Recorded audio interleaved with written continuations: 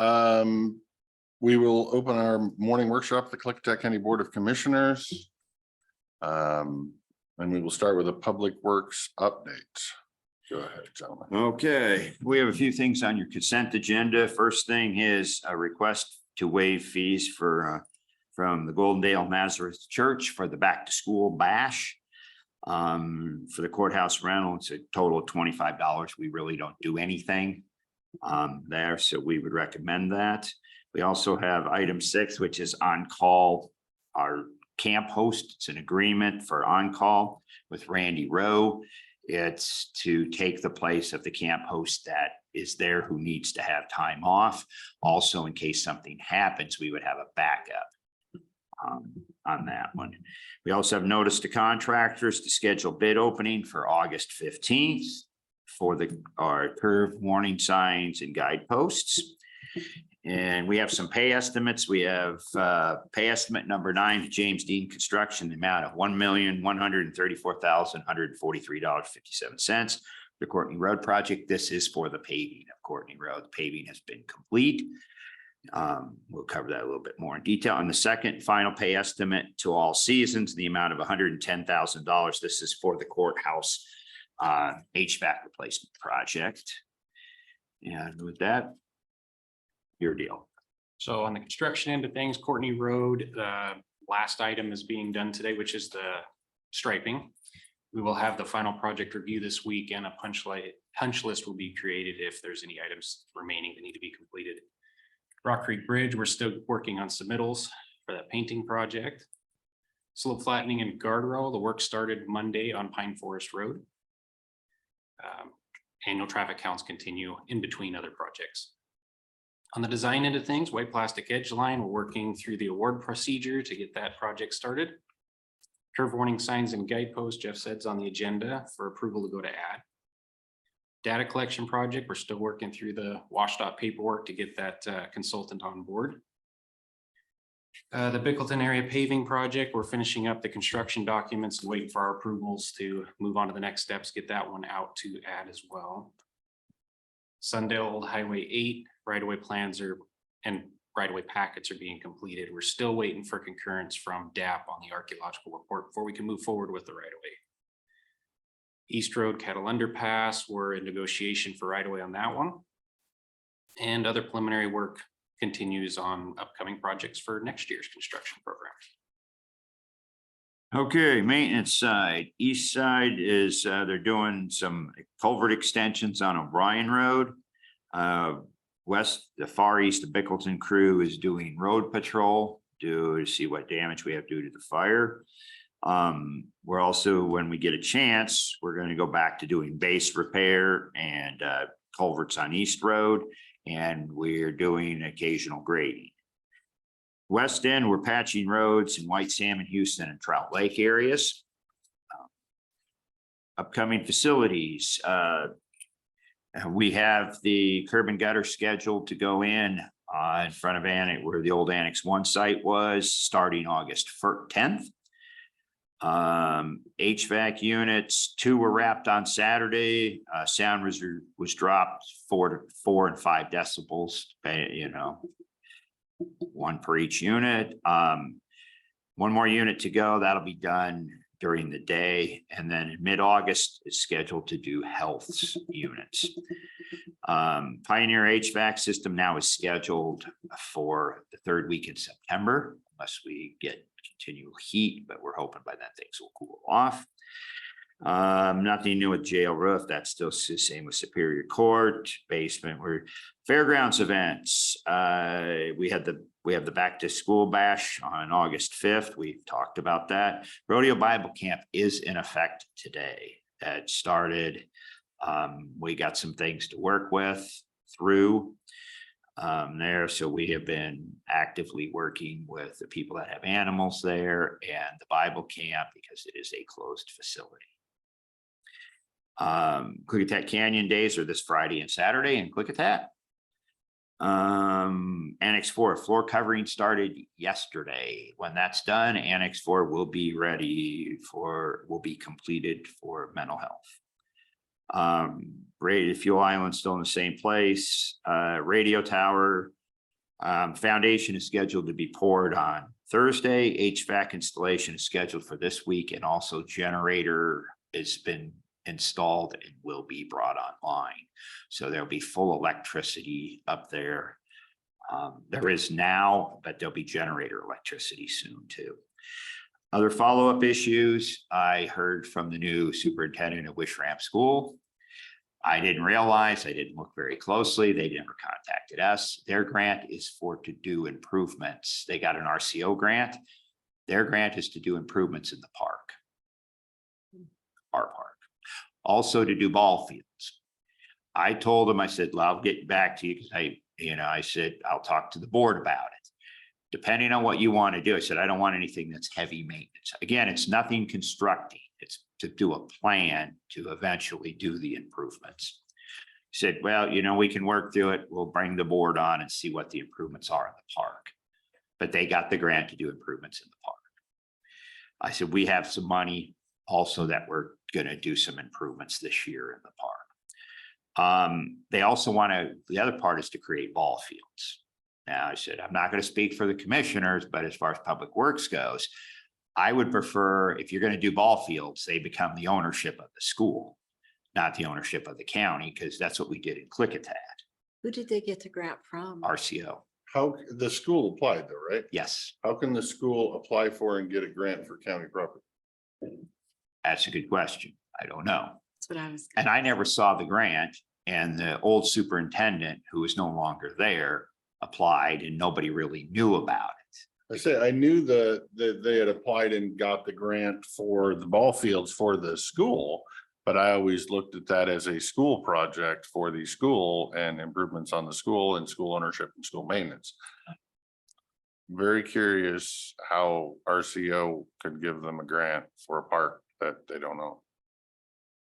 I don't know. It's a planning grant, so they could have said, we're going to work with the county. I have not seen the Oh, grant Because it's application. kind of same idea with mine with the county, we had to have city sign off on said thing. Right. Because they actually own it. Yeah, I don't know. You're right. Typically, you have to have ownership. The only way I could think of it is they written in there that, and I've not seen the grant application, that they said that they will work with the county. And because it's a planning grant, there's no construction. They probably said, okay. Right, but I guess my question is, where does that put us? Do they get to still do the planning for that property, or do we have to do the planning and the architect or whatever it is? We would not, no, we would not do the planning. All right. They have $50,000. I guess my question to the board today, though, is, and I said I would talk it, the new superintendent reached out to me, so I think that's a good step.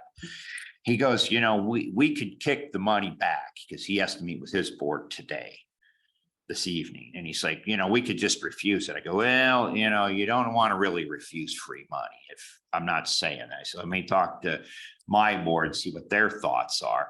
I said, there needs to be improvements in the park, and long-term, if you can get some of the improvements, that saves us all money if somebody else pays for them. I said, what we don't want is, if it's something, you want to plant a tree, okay, that's not very high maintenance. But, if we're having some sort of a really high maintenance thing, so then we may have a discussion, because I don't have people to maintain something that's high maintenance.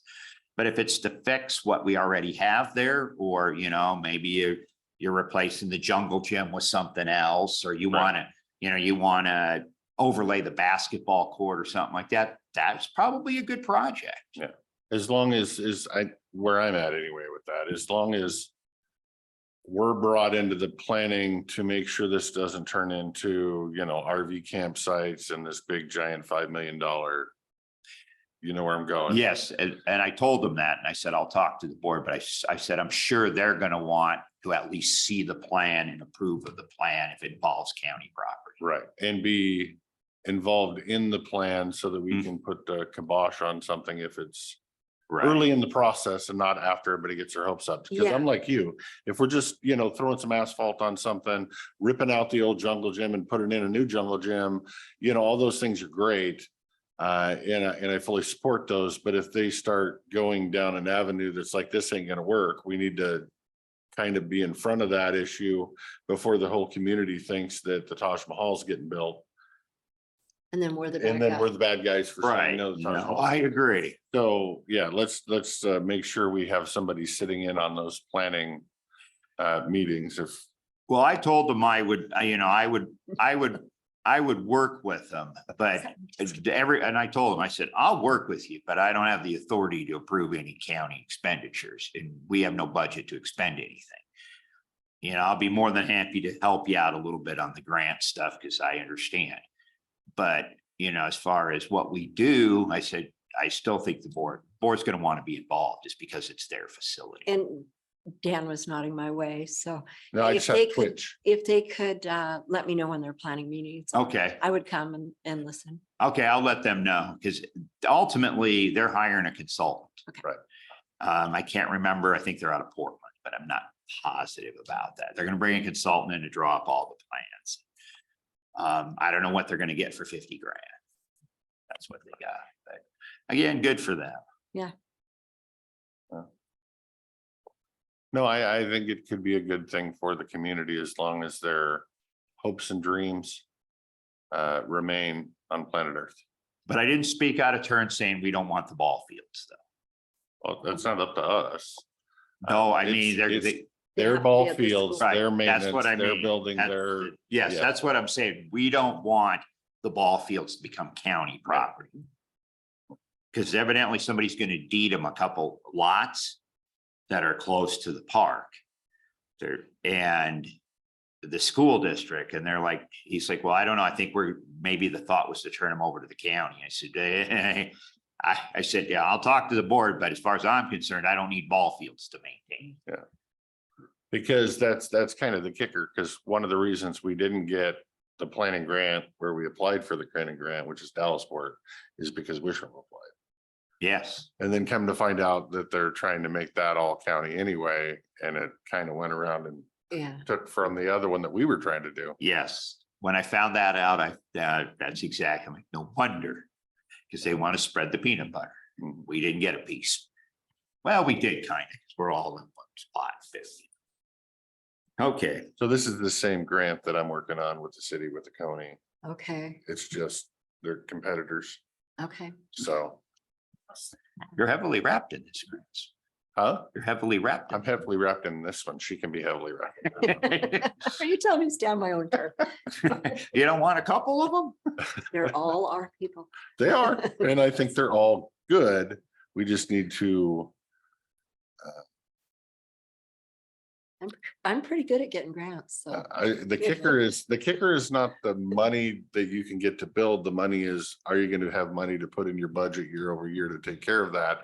And or upgrade it and replace it 5 years from now when it starts getting, run down, Yes, and then that's- you're now the owner and you're paying noxious weeds to spray the ball fields and replant grass and so. it- So it are they, becomes- is this just application stage on the grant, or they have, No, they Been got it's awarded. awarded. and were you awarded money in Goldendale? Yeah.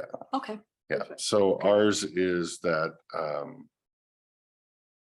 Good. artifact, what do you want to call it? Archaeology. Archaeological, I always have trouble with that word. Half of it's archaeological and the other half's the actual planning Okay. type stuff. So I would imagine this is the same. Yeah, and they thought I might be aware of it. This one I wasn't aware of. I was aware of all the other ones, but not this one. I said, I was aware of the ball fields and I figured I just assumed that was the school trying to get ball fields for the school and that was the end of that. And I never looked into it. Neither did I, and I thought the same thing, but actually, when he sent me the stuff, the actual application lists first the park, then the ball fields, Huh. upgrades to the park. And I said, that was written loosely. That's pretty good. Upgrades to the park could mean a new surface for the basketball court. There's a lot of things it could mean, so. Yeah, no, I'd be curious what they come up with then. Mm-hmm. Okay, and the only other thing we have is we just wanted to give you the heads up. I know the Forest Service is in fighting the fire, but we're seeing a lot of road damage. I was wondering. And we're kind of, again, it happens. I get that. But somebody walked a D10 across our brand new pavement. pour up our brand new pavement on Roosevelt. Right by the landfill, I'm assuming. Well, down at the bottom. Down at the bottom of the hill. Oh, at the bottom of The it. piece we just. The pave replaced. we just repaved again. So it is what it is, and hopefully just giving you the heads up, because if there, if it comes down to where we need some push from you guys, basically to say, you need to declare this an event. I know you guys declared it an event, but there's a process to go through with FEMA if we get money, if it's a big enough event. Just because the Forest Service is here does not mean that the feds are going to give us money. It means we're going to have, the Forest Service is here. So they're paying for the Forest Service, but who's paying for, the county's absorbing all the rest, all the overtime and all that, as far as I know. Now, there may be reimbursement for what they call an FMAG, which runs through FEMA. Right, and I think some of that's in process, and we're hearing from Cantwell. and- Okay, good. Yeah, we're good. hearing from the people that help. So we us. definitely need, what I'm saying is, if they ask, we definitely want that to help put back some of our infrastructure. We had some guardrail get burned up. Okay. Because if we don't get it, we're paying for it.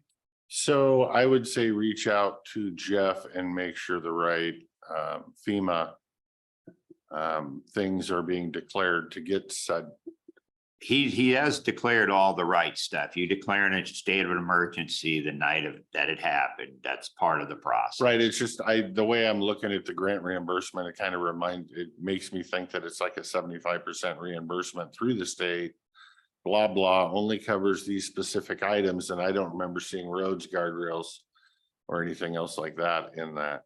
Yeah, I don't know what he did, and I'll talk to him when I get a chance. He's, kind of hot. He's pretty busy right Yeah. now. We're pretty busy, but we'll touch base to make Do we know sure. who was driving the cat? Yeah, it's not gonna matter though. It's part of the fire. They're gonna say we had, at least they didn't cut a trail across the brand new road. Right, well, it depends on who was at the bottom. I know who was driving the cat at the top of the hill. Yeah, I don't know who was driving the cat. Again, we have some trees burned up, and so our crews are actually doing road patrol, documenting stuff. And, ultimately, if it's a safety concern, we have to fix it. Right, okay. And then, hopefully there'll be money Yeah. available for that. Yeah, everybody's been really good about reaching out about helping all the legislators. Yeah, as long as they want to, help with the pots of money, that would be. And not helpful. just the pats on the back. Yeah, not Yeah. just, we feel for you. Come in for a campaign stop. Question I have with the fire is, now that we're getting into a more fire prone season, what are our chances of getting our road project shut down because of fire? We got our waiver. So all these roads out there that are full of gravel that I keep hearing about will actually get paved without Yes. being put on hiatus for months. No, we haven't agreed, we have an agreement. We have to get the one in Bickleton done for sure because the car show. So we have a deadline on that. Boy, it got a lot of use Yes. just recently, so. Yeah, and as for instance, we're asked to now grade it for the fire crews can get in and out. But no, we'll still get the roads done. Unless, we're out for a long extended period of time due to the fire, but I don't really see Yeah. that. Yep, okay. I think that's it for us. Questions? No, good. Commissioner Anderson, I see you online. Do you have questions? No questions here. I'm sitting on the cooperators meeting too, for the fire. So I'm trying to do double duty right now. Okay. That's all we have. Thank you. Okay, thank you.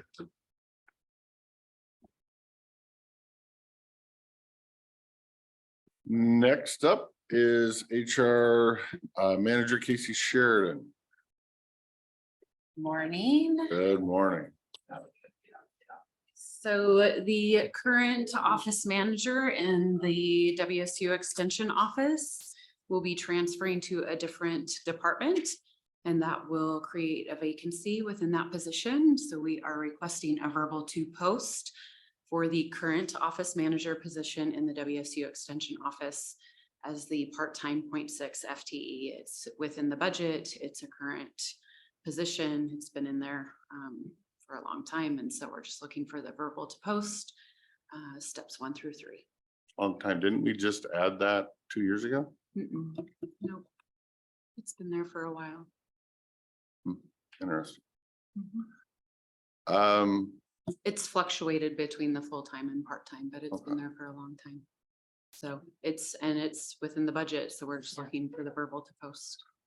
Well, it's within this year's budget, but we don't know if it's, the way I would say it is, I don't know if it's within next year's budget. So, I mean, the board can choose what they want to do, but it would be my opinion to hold off on the posting until we get through the budget process a little more and see where we land. Knowing we're losing, 800,000 from Skagit and whatnot, it would be really difficult for me to hire a position and then a month later have to let somebody else go because we don't have the budget for it. So I would rather wait and see how the budget falls. Kind of, that's what I've been on the other issues. So, but the board can do as it pleases. So that would be my opinion. How soon is her current person leaving? 10 days. Okay. And the fair is coming up. Commissioner Anderson? If you want to hold off till the budget, I totally understand. I think it's going to be a tough budget year with this loss, so I can go with my seatmates on this one. I would agree. Hate to say that, but I do Yeah, agree. no, it sucks, but yeah, I think I'll be holding off on filling a lot of positions until I can see what's going on with the budget, if they're paid for by county dollars anyway. So, yeah. I think you have 3 weeks. 3 weeks. Okay. I will let Hannah know. Thank you. Thank you. Next up is economic development, natural resources. Well, that's all messed up. So, economic development interim director, Richard Foster. And we did bring Lynn along. She's our local natural resource expert to give you an update on that as well. Yep. Go ahead, Chelsea. Okay, good morning. For infrastructure, we have the Columbia Gorge Regional Airport, working on a CARB piece for that. And they did submit a 0.09 budget ask application. MCED, the Regional Innovation Hub, Washington Department of Commerce, the ICAP or Innovative Cluster Accelerator Program, was awarded, MCED was awarded this program. We have not had much progress on it as it's still early in the process. Recently, the core team got awarded or approved for a $1 million ask from the EPA to do brownfield assistant work with counties in Oregon and Washington. The Washington counties being Klickitat and Skamania. We are having a meeting with their project manager for that grant on Wednesday to discuss how we can fit that into the efforts with Klickitat County. This is for phase 1 and 2 of brownfield assessments. We are currently on MCED's core team for the EPA grant. And this is going to cover their 5 county regions. So 3 counties in Oregon and 2 in Washington. Mid-Columbia Economic Resiliency Team meeting is this coming up Friday, looking at potentially applying for a grant for the US EDA's Recompete pilot program. This program looks to assist people specifically in the 25 to 54-year-old age range with economic opportunities in areas that lag behind in the national average. All of Klickitat County is considered eligible for this. During the meeting, we are looking at brainstorming some ideas such as economic development plans for phase 1 applications, and then in phase 2 applications, looking to support investments for a wide range of implementation activities across workforce development, business and entrepreneur development, infrastructure, additional planning pre-development or technical assistant. Is this, are you partnering with McKed for this, or are we planning on doing something while they are also thinking about doing something? This would be a partnership with McGinn. Okay, just checking. So this is the Friday meeting that Yes, okay, got it. yes. Business retention and expansion. In Alderdale, we have a business expansion opportunity with a large egg company. We have assisted them with some contacts with the natural gas company out there, but due to the fires this weekend, we're kind of uncertain on this right now. The Klickitat mill site, Ivy Anderson from the AG's office did meet up with our prosecuting attorney's office. Additionally, we had a meeting with the community of Klickitat that was hosted by Mid-Columbia Fisheries. Present, we had David Lindley from Yakima Nation, some consultants, Mary, who is an adjacent landowner, and about 30 people from the community. Also, Commissioner Zoller was in there too. We found that some people wanted the building that's currently still standing to stay up, and some wanted it taken down. Ecology was also present and represented by Valerie Plume, and was taken on a walking tour of the property. And there will be another small tour with the Board of Mid-Columbia Fisheries on the 1st. And this is to show them what specifically Margaret is proposing for the Snyder Creek Restoration Project. And we are currently on pace to submit the integrated planning grant for ecology, which is due August 8th. City engagement for Bingen, we are working with the city of Bingen in regards to their economic development plan. They are pursuing through CURB. Additionally, they are beginning their work that the county had approved them for the with the $0.09, which includes water line extension project. White Salmon recently had a meeting with the mayor of White Salmon, and she is in agreement with the Affordable Housing Advisory Board being put into the KCPTA board. Although there is likely to be some discussion surrounding this at the next meeting. I will be attending the Washington Economic Development Administration, or WEDA meeting August 8th through 10th, and that's in Walla Walla. And then I will also be getting to attend the basic economic development course in Lacey, which is August 21st through the 24th. And broadband. We submitted, so in partnership with McEd, we submitted, and WSU, we submitted our workbook for the county up to the state broadband office, and they are completing the broadband equity access and deployment, or BEAD application, and they're going to be submitting that at the end of August. And then the second application will be for the Digital Equity Act, or DEA, and that application is due December. So they're working on those and submitting those. The Klickitat County Broadband Action Team and our office have been attending monthly meetings with the Washington State Broadband Office and Commerce to track the progress and keep updated. The award that Raleigh Connect was granted, we have been working with the Rapid Design Study team to have that portion taken out of the study so that we can better understand the impact of what that'll look like for us. Questions? Busy. Yeah. Any questions, Commissioner Anderson? I do have a couple of things. On the KCPTA board, we were going to be having that 6 p.m. tonight.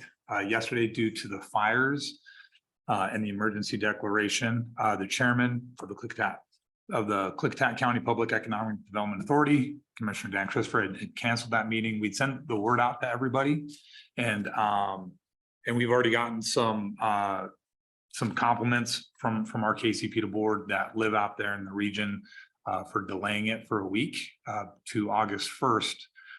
So it's and that kind of brings me into my next.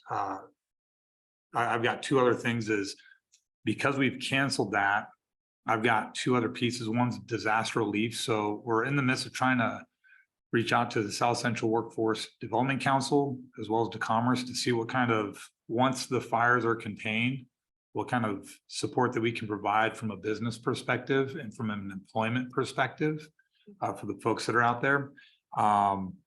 And then secondly, letter of support for the Port of Klickitat. It's my recommendation that we get at least 3 ayes. In the past, due to time constraints within the KCPTA board, I've called up each member of the KCPTA board and asked them for a yes or no vote for recommendation for utilizing dollars within our community development project funds that we've had in the past. The letter of support for the Port of Klickitat that all 3 commissioners have signed off on last week, they all, for the curb application, they have to have a letter of support from KCPTA, since KCPTA is the ADO. And they have to have it in by July 31st. So we thought we were within it. We've delayed it by a week. So it's my question, if I can get support from the board on saying, yes, I can write that letter of support for them. And then we will give everybody a call on the KCPTA board, documenting it, and then putting that within the file for it. I mean, maybe I'm getting a little anal about it, but can it be a phone call, or do you need to send an email asking the question and get a response? That way you have a documented record of the vote. We've done both.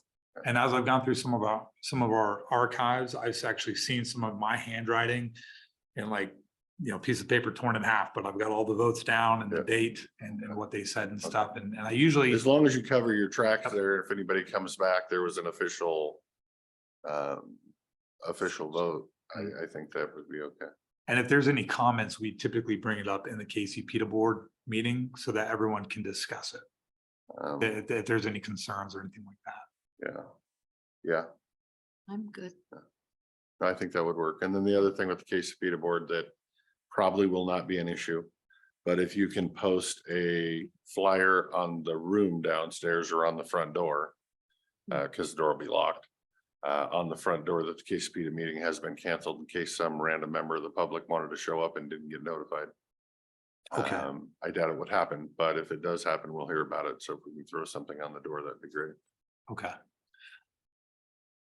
And then also last but not least, our budget's been turned in with the memo and everything, and I want to sing Lynn's praises. So she's done a phenomenal job assisting me with the budget as I've stepped into this position, as well as the natural resources budget that she's done. So she's really been doing a lot of initiative and a lot of hard work on this. So I want to sing those praises, and that brings us into natural resources with Lynn. Okay. Thank you. Thank you, Chelsea. Before you get up and run out of the room.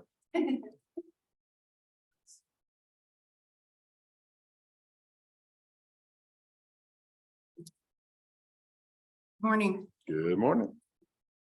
So there's been a lot of stuff going on lately with natural resources. I've been involved in a number of meetings with the co-lead group for the Switzler grant. They're working on putting together a grant amendment, because right now all we have is a temporary amendment that it's good till the end of the year. So they're trying to actually get some money put in there.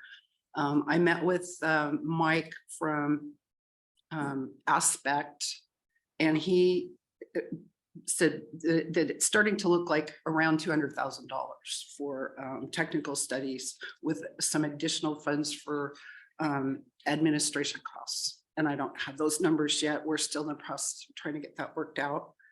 I did put in a quarterly report, which actually covered October through December of last year and January through March of this year. I got a report back from the grant manager. She needs some corrections, and we're going to work on that this afternoon. As far as the lead entity, we have a new contract for the next biennium with recreation. I always get this one wrong. RCO, Recreation and Conservation Office. We're waiting. I've got it in hand, and we had to make a couple of corrections. I got that part done, and now I'm waiting for approval to put it through the PA's office, because I didn't feel like I had authorization to do that yet. And I have forwarded it to Commissioner Anderson, and I haven't heard back, but it's What was that grant for? for the lead entity. Got it. Yeah. And I've drafted a letter to the Yakima Basin Fish and Wildlife Recovery Board, which was, I had actually promised it to them yesterday. I forwarded a copy of that to Commissioner Anderson because he has been my mentor on all of the lead entity stuff for his approval, but he looked at it and there was some confusion about exactly which numbers were going where. So we get some of our money comes from Yakima for Mid-Columbia projects. Some of the money comes from Lower Columbia lead entity for our we have a couple of projects in the White Salmon Basin, and that's where the confusion is. We're off by about $150,000 one way or the other. So I'm still trying to get that sorted out. But this letter is actually due no later than August 9th to Yakima because they're having their board meeting. And this just needs to get to them. It's just a formal request for their additional support for those projects. And as far as the Dry Butler thing, I'm at a total loss on that one, to be perfectly honest. Right now, the money that is going to Central Klickitat Conservation District to pay those invoices coming out of Natural Resources Administration budget. Because we have nothing in place right now. We've run out of money in there. And I don't have a contact to communicate with someone about that. That's pretty much what I have. At Central Klickitat Conservation District. Okay. So that's pretty much all I have. Questions, Commissioner Anderson?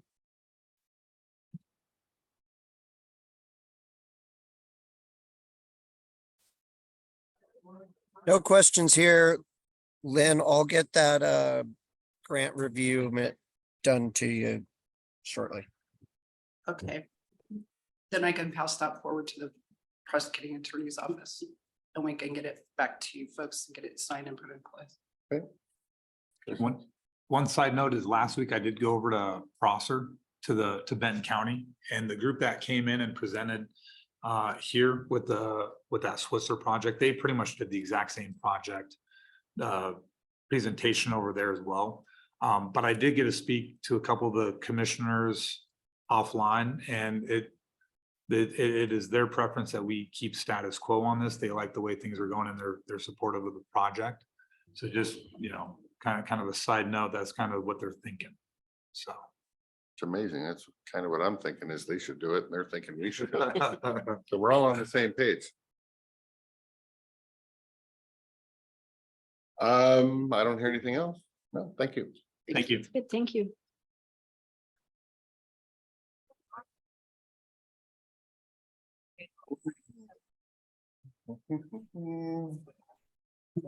That didn't take very long at all.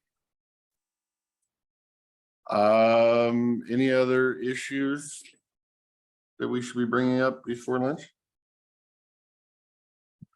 The one change we need to make on the end of the agenda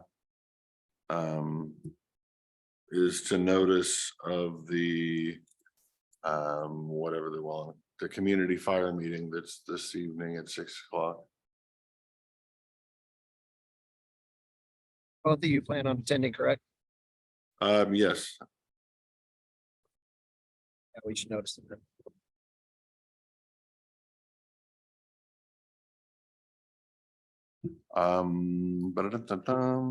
yep.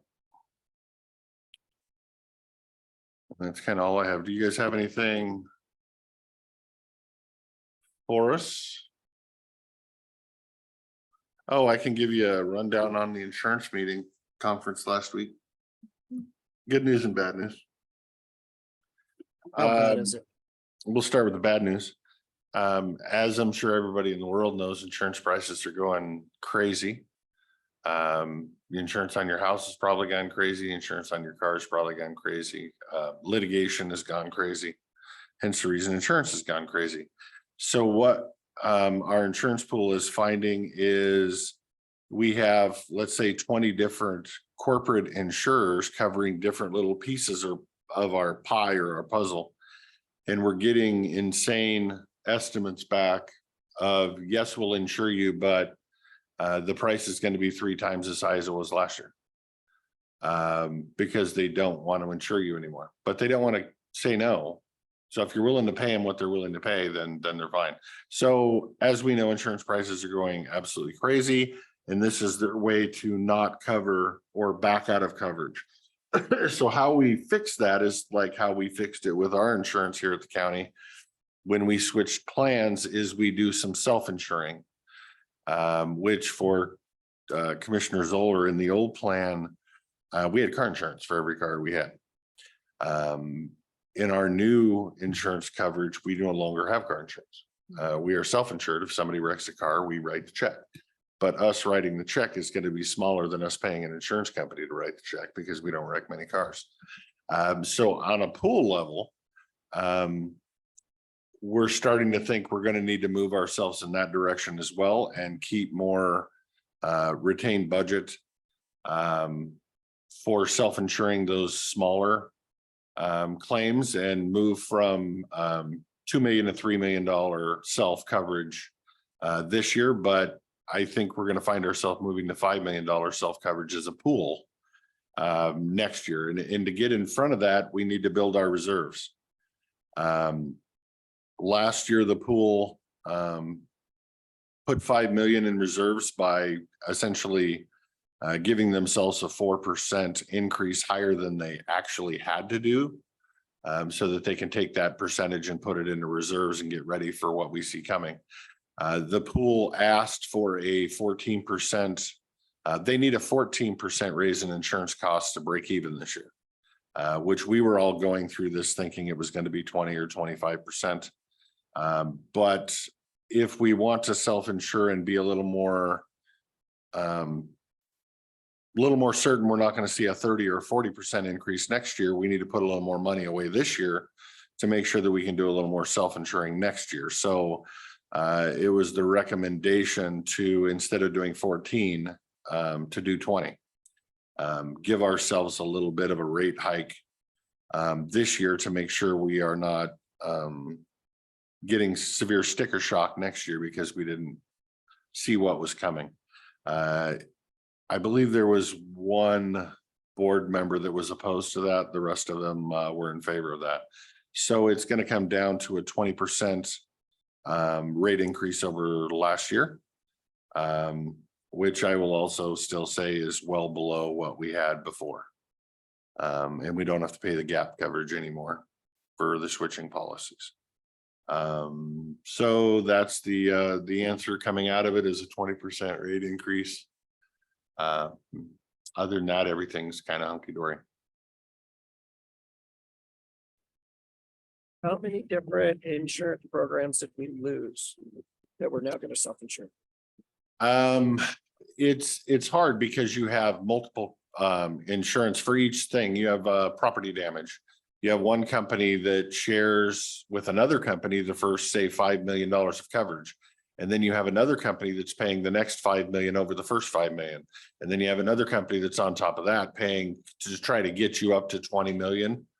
So all these little guys are hopping on board and you're paying each one of them a percentage because they're covering anything between, say, 5 and 10 million. The problem is some of them have completely jumped out of the insuring government entities. And some of them are just saying, well, we'll continue to do it, but only if you pay us 3 times what you paid us last time. Because we really don't want to do it.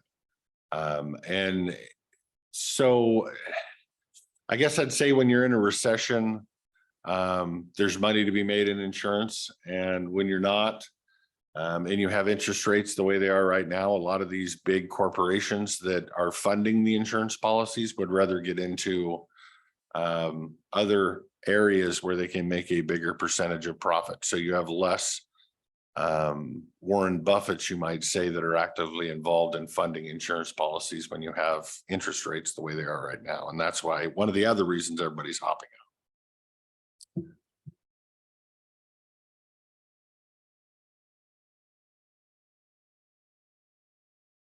Hearing crickets. Any other questions? I do not.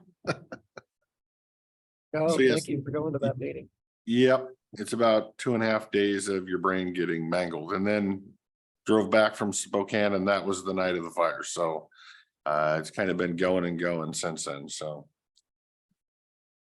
That's all I have for an update.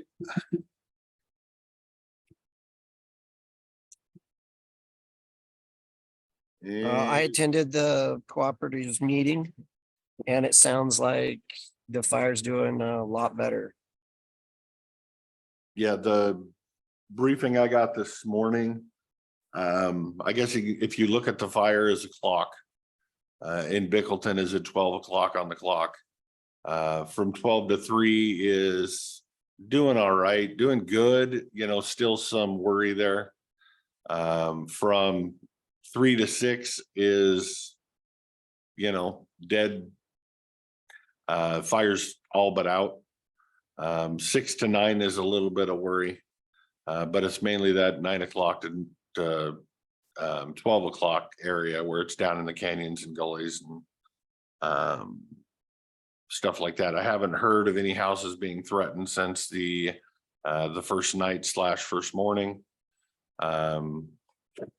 You know, it has popped out of its line occasionally and got slapped back into place, but all in all, I think we're in a really good shape. And yeah, I think we were in really good shape. Yeah, kind of that first night before the state even took over to mop up, but.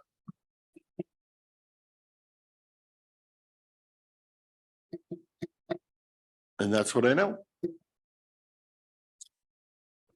So if we don't have anything else for the good of the order, there's no sense making all these nice people that are watching our Zoom be bored to death by us talking.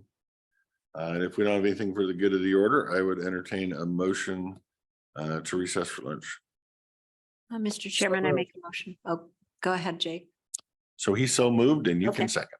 I will second. Okay, we have a so moved and a second. Any discussion on that? All those in favor of adjourning for lunch and being back at 1 o'clock, say aye. Recessing for lunch, sorry. Aye. Motion passes. Thanks, everyone. We'll be back at 1.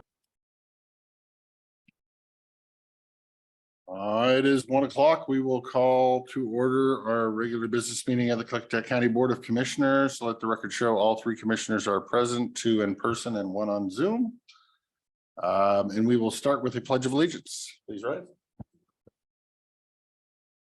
Pledge allegiance to the flag of the United States of America and to the republic which stands one nation under God, indivisible, with liberty and justice for all.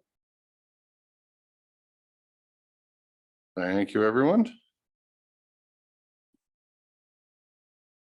Quiet day. I would entertain a motion on the business agenda. Mr. Chairman, I'll make a motion that we approve the business agenda. There were no changes? No. With 2 add-ons. One being unfinished business managed service agreement between Klickitat County Information Technology and Right Systems, and 2 being under new business resolution in the matter of an emergency declaration for the purpose of response to threats to the public and property due to the Newell Road fire. And I will second the motion and also note that all 3 commissioners will likely be in attendance or virtual at tonight's fire meeting. Thank you. Okay, we have a motion and a second to approve the business agenda with the 2 add-ons, and also noting that the all 3 commissioners may be present in person or virtually at the community fire meeting at the middle school at 6 o'clock tonight. Any further discussion? Hearing none, all those in favor of approval of the business agenda with said add-on, say aye. Aye. Aye. I think that's all 3. Any opposed? Hearing none. Minutes from July 5th. Mr. Chairman, I make a motion that we approve the meeting minutes for July 5th, 2023 as presented. And I will second the motion. Okay, we have a motion and a second to approve the commissioner meeting minutes from July 5th, 2023 as presented. Any discussion on the minutes?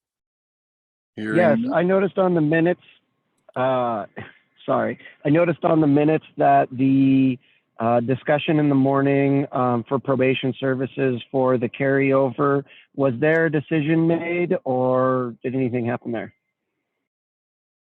I'd have to go back and dig them up again. Let me find it. Just in the minutes, it said there was discussion. I wasn't there so I didn't know if you guys you were waiting for me or if you guys actually approved it, because I told staff that I was good with it. I thought we approved that. It was carryover. I hate speaking out of place. I'm looking for the minutes. What was it for? His vacation time? Are you talking about the vacation carryover? Yeah, it was the vacation carryover since Okay, he said he was willing to stay on longer. Yep, no, it was a verbal ask for vacation stay over, and the two commissioner present were okay with that carryover. Okay, did we need to note that in the minutes? It just said there was a discussion. I think they were just asking for a verbal, and they were going to come back and put it on a agenda document afterwards, if I remember correctly. She said yes. Okay, It great. came on the next week for the signatures, is what I'm being told. And then the only other question I had is it said there was discussion in the morning that Lori was going to continue to research on whether or not we can hire the outside legal counsel. And then we had a big fire and it keeps getting busy. Have you had a chance, Lori, to look into that, dig into that more? Then we had Newell Road and I. Well, didn't look I understand that, but this has now become a topic that's more a board pending issue and not a approval of the minutes issue. So I'd like to.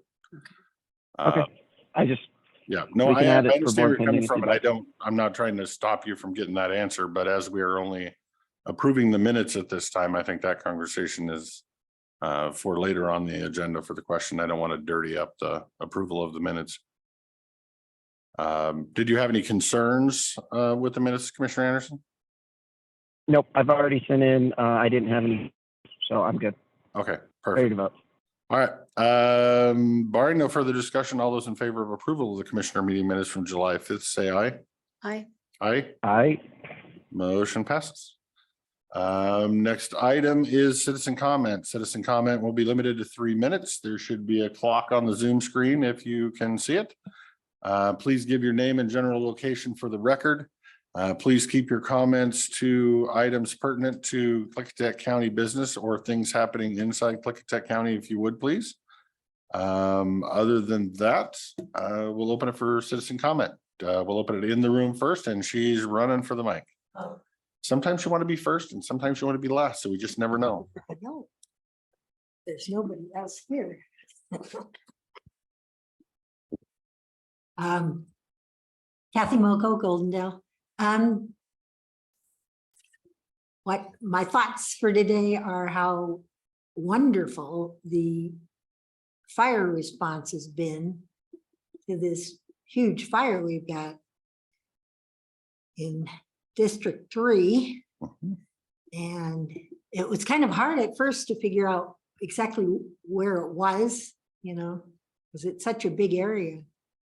And then as of yesterday afternoon, I was hearing something about people worried in Box Canyon, and that is, you know, way over this way. But I got that explained, I think. And anyway, the response from everybody, you know, the local fire people and neighbors and everything has been phenomenal. And maybe if you have time, you could give us some more information. Give you a little more information. I will do that. Okay, thank you. Yep, thank you, ma'am. Anybody online have a citizen comment for the Board of Commissioners today?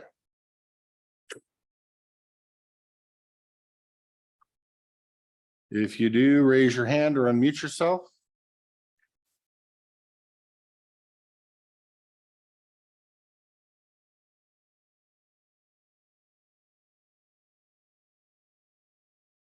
I'm not seeing it.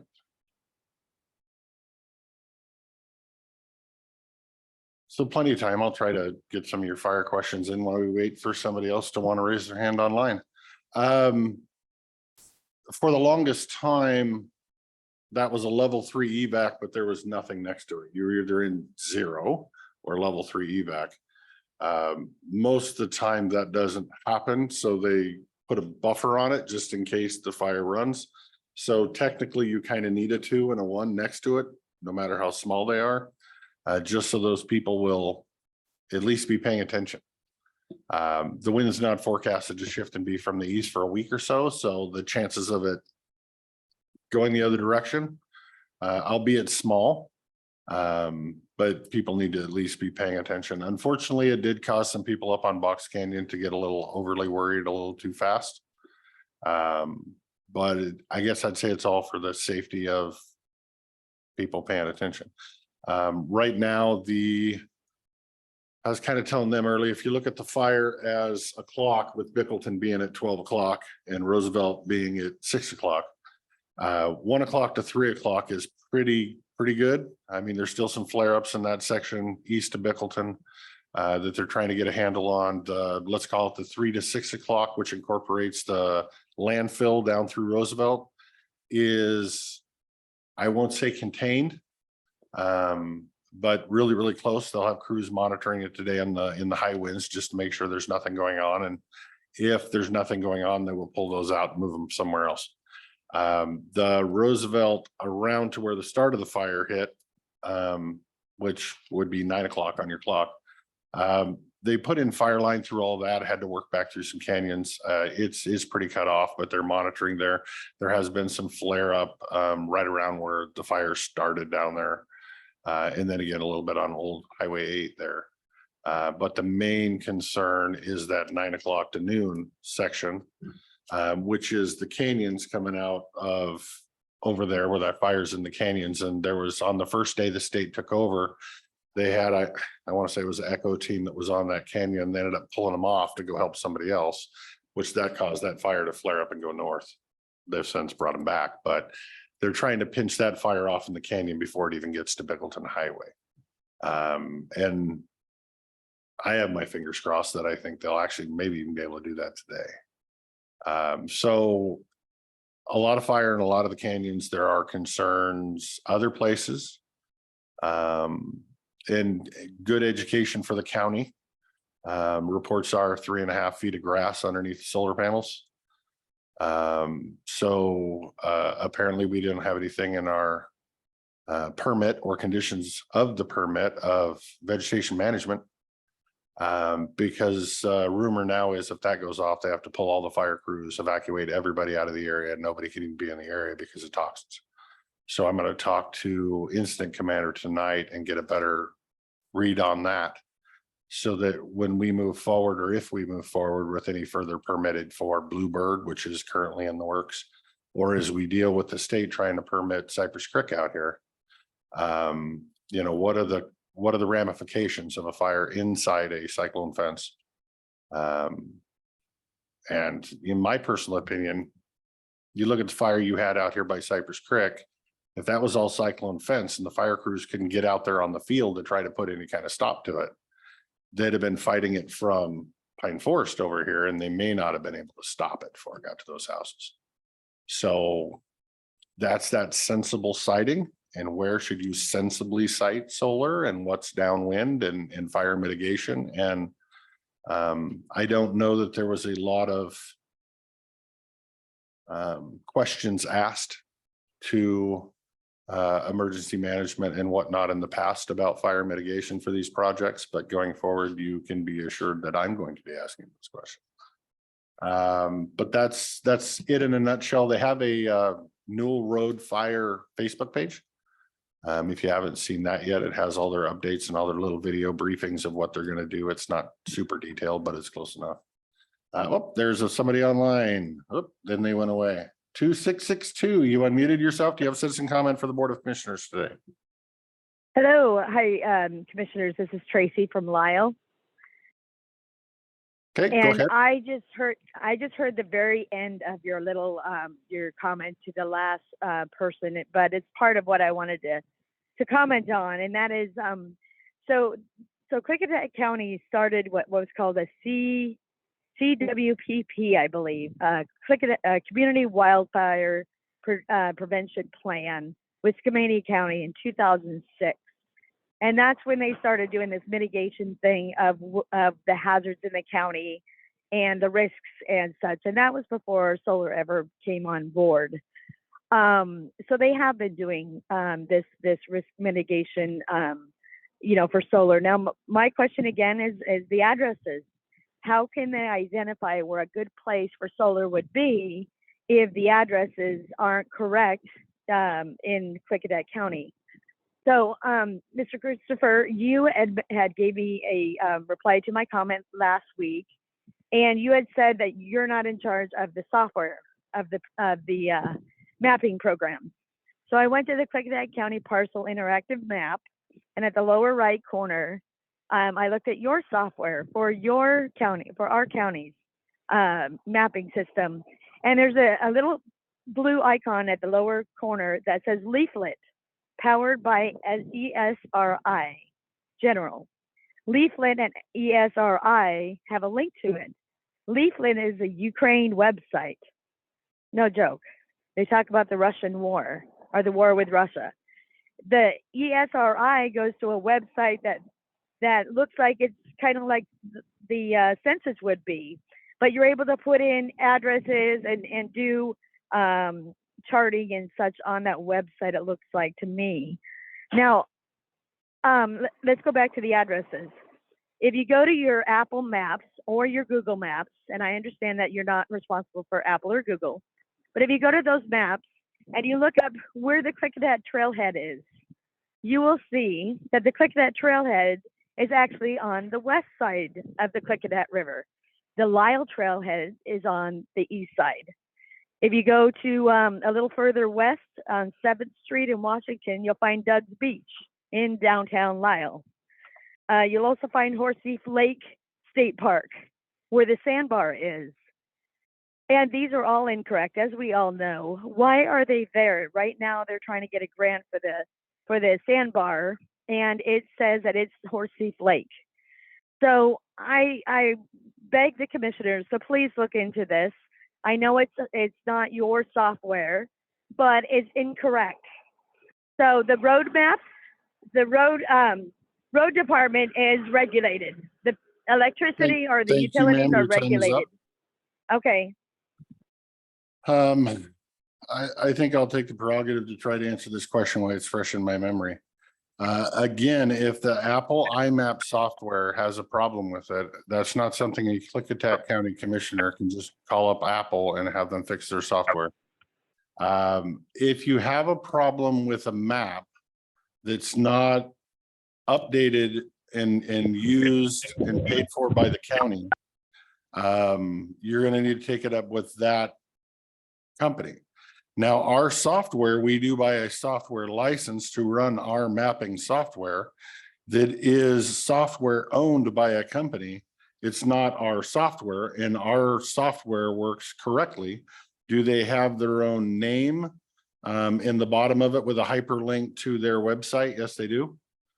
We can debate the ethics on whether they should or not, or what they say on that. But for the incidents at hand is that the addresses that the county has are correct if it has an address.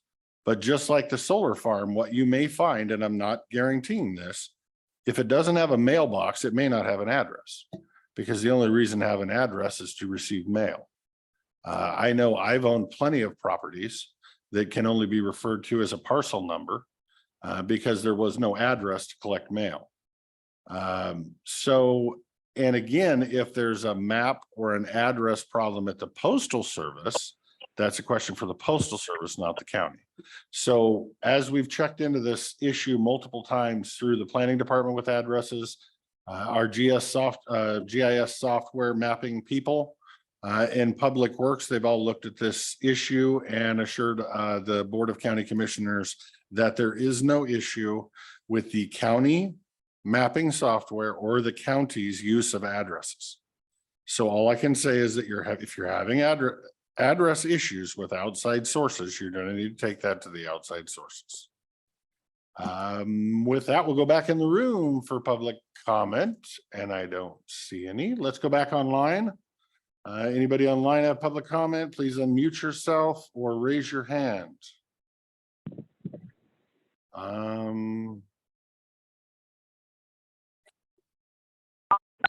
Yeah, that one. Yep.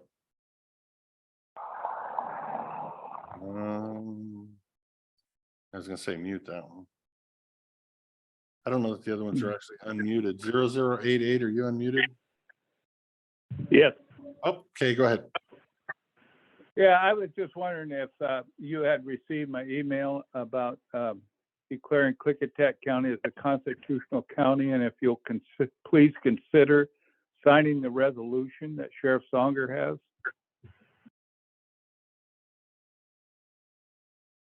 That was my comment. Okay, thank you, sir. There was somebody else, wasn't there? 4901, I see. Are you unmuted? I am. Okay, go ahead. Good afternoon, commissioners. This is Sherry in Houston. And I wanted to, first off, thank you for acknowledging the problems with fire and solar, large scale solar, and the future of our county. And that it speaks volumes when the firefighters are told to not get involved with the toxic fumes that can happen from burned up solar panels. And I beg to have you remember that when it comes to siting around people's homes in their life. So actually today, I wanted to talk about some morality and customs and cultures of Klickitat County. You've used customs and cultures for siting of large scale solar. And I do appreciate that wording because people do have customs and cultures. Believe me, I found a new custom and a new culture when I moved to the rural life. I can't tell you how much I do love it. Every time I go into the city, I brace myself. But I do like the custom and cultures of rural life. And I want to bring to the attention of you commissioners that the mayor of Goldendale has said that it is Klickitat County commissioners that contracts with the Fort Vancouver Regional Library. And I am asking you guys to check into if it is true, you know, there are people in the community involved. If there is obscene matter being distributed out of the Goldendale Library to minors, that is illegal. And if our county is contracting with an entity that is doing that for whatever belief system they have, I'm asking you to look into this and reconsider such a contract if this is not our customs, our customs and cultures. So again, I believe this is morality. Sorry, I'm walking my dog. I had to get a hold of him. And so look, I would ask you to look at your own morality. And if you believe that that behavior is okay for children, and, you know, we can have our own customs. And again, I'm asking our county to think about who you are contracting with. And I'm hoping you don't take state grant funding for a reason to stay with something that is not good for our customs and cultures. And also, one last question, who is responsible to decommission that wind turbine that caught fire and is still standing destroyed in the Juniper fire? And by the way, it made global news. I don't know if that's something Klickitat County wants to be proud of, but it was on Australian news. And it was this was a story about how these wind turbines are scams. It takes energy to make them run. And anyway, so who is responsible, the landowner or the solar company to decommission that turbine that stands there first? All right, thank you. Anybody else have citizen comment for us today? Online or in the room?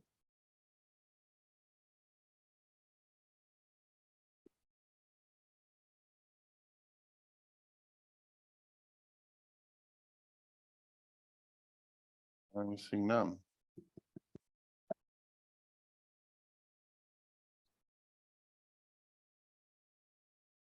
Since we always go long, I guess I'll keep responding.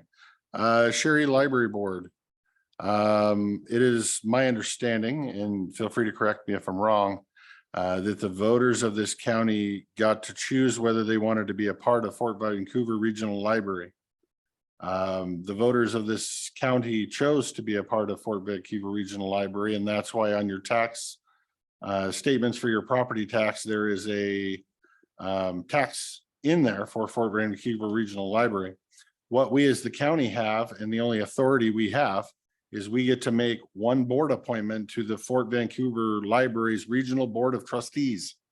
And Skamania County gets one, and Clark County gets a couple, plus there's some at-large that Clark County gets. That is our say-so. Now, they do, at least in Goldendale, operate out of a building that's leased to them by the city. So they're operating in a building that's by the city. They are their own government entity that the voters of this county chose to accept.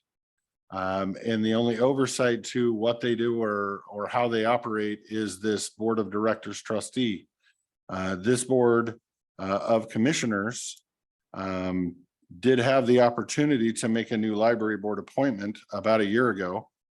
And it was my recommendation to the board, the previous board, to appoint Olga Hodges. That appointment has been mired in a little bit of controversy because at the same time, Clark County chose to switch the political affiliation of one of their appointees. So now Republicans have control of the Fort Vancouver Regional Library. It's up to those trustees how they want to manage the Fort Vancouver Regional Library, as they're the ones that choose. Not us. So I would, if you haven't reached out to our county appointee, Olga Hodges, I would highly recommend that you look her up on Facebook or whatnot and reach out to her and get some information. That's what I can tell you on that one. Demolished wind turbine. Last I heard, the company was looking at repowering the turbine, which, as you probably know, that would start the whole depreciation schedule over again. They just don't know if they want to repower it with the exact same size head, or if they want to repower it bigger. And if they repower it bigger, would it have to go through the conditional use permit all over again? Because repowering with the same size head shouldn't have to. So they're looking at some legal avenues on how they want to repower that head. That's at least the last information I had about a month ago. Then with that, I will let my seatmates have a little bit of time since I've been hogging it. Well, we'll go back to 7211. You're unmuted. Go ahead. Greg Wagner with C. You talk about the solar farm and the fire. I talked to Tony Browning from Rural 7, and he told me that if there's a fire in the solar site, the fireman will not go inside the solar site and fight the fire. That was straight from Tony. I'd like to ask, for the last couple of years, we've heard that the commissioners didn't ever think that solar would get here and you weren't prepared for it. Well, now you know pump storage is coming.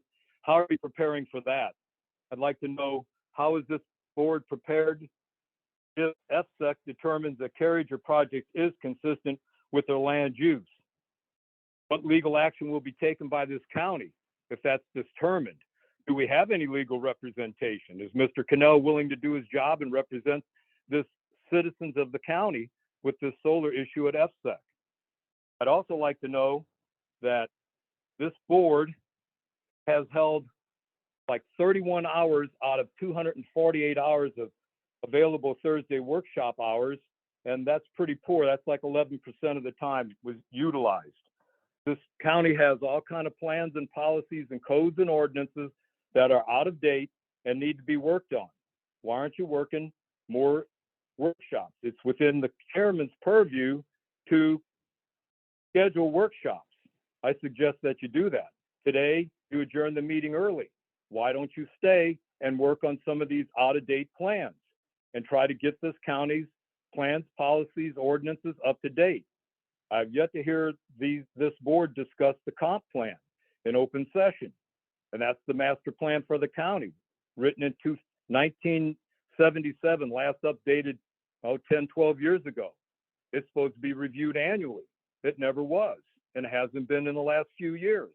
It's time that the board takes and your job responsible, you're full-time employees now. We'd like to have you work full-time. And last week, Mr. Chairman talked about having people that volunteer come in person to the meetings. This week, last week, and July 5th, Mr. Anderson attended the meetings by Zoom. Can't he come to work in person and be on the board so people can see that he's actually there doing his job instead of sitting in his unpermitted wedding barn venue out in White Salmon? It's time that the board starts working diligently to straighten out the problems in this county. Quit taking early lunches and start working workshops so you can accomplish something. You know, we just keep hearing you're going to do it next week. We're going to do it next week. Yeah, and then next week comes and nothing gets done. It's time to start being functional instead of dysfunctional. Thank you. Thank you, Mr. Wagner. That was a lot to chew on. Yeah, my long extended lunch consisted of about a 45-minute phone call with Senator Murray's office. So you might think I was, off to lunch forever, but we work a lot of times where you don't see us. I'll leave it at that and open it up to my seatmates for responses.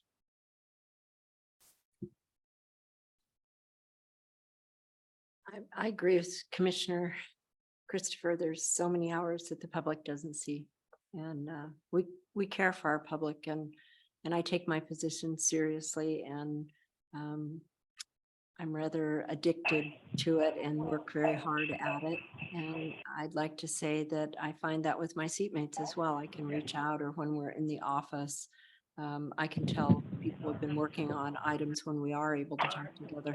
I do agree with you. I would like to have more workshops. I will pester and ask, and I would be here. Is that it? Yes. Perfect. Not perfect, whatever you want. I would make a clarification to Mr. Wagner. We are not full-time employees. We are part-time employees. Commissioner Anderson, do you have anything to respond to there? Oh, yes. First, I'd like to say, Kathy, thank you as always for the positive comments. The firefighters and the air attack personnel and everyone has done an amazing job on this fire. That first initial fight by our local volunteers saved so many homes that it's just amazing how hard they all worked day after day. Mr. Eldred, yes, we all received your email about the constitutional county. We have answered that question numerous times over the last few years. Sherry, with regards to the library, I think Commissioner Christopher was spot on. It is not under our purview, so there's nothing more to add to that. And with regards to Mr. Wagner, I don't have a wedding barn venue. I was actually in Glacier National Park on my vacation with my son that I get, and I can working on vacation because that's how much we care about this county. I don't actually just take a vacation and turn everything off. We're always working. And so while you think I may be sitting at home, I was not.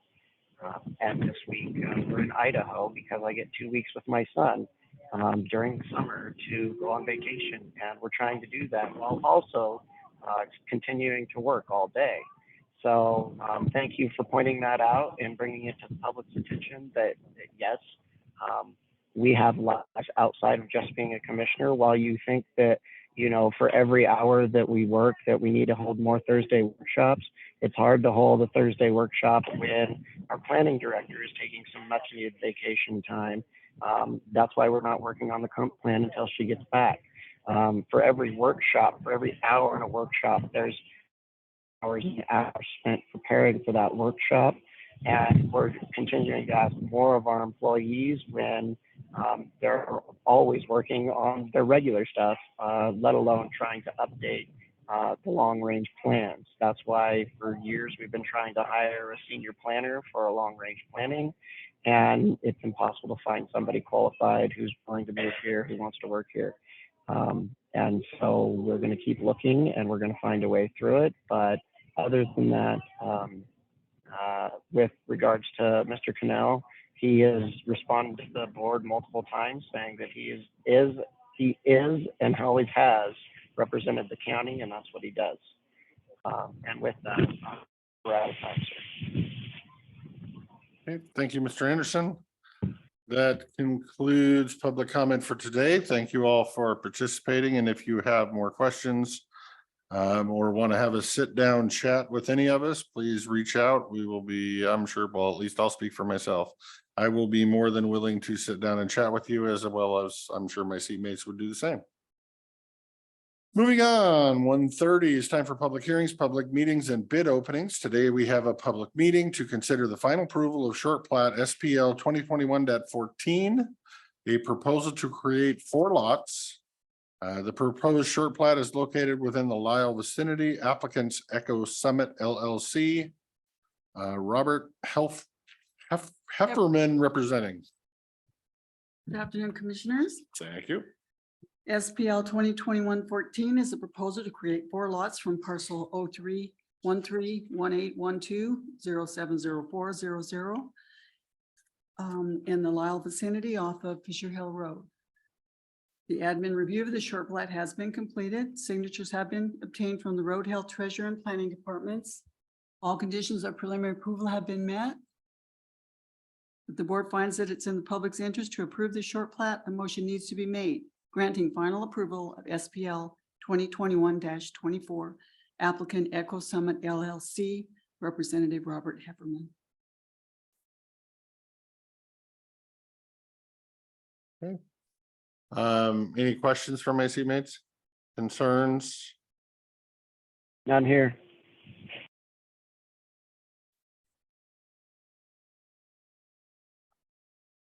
A question, a land use question. When we do short plats in specific areas, how do we guarantee that we've done this and the landowner has, or those owners that buy those will have access to water or have approved septics?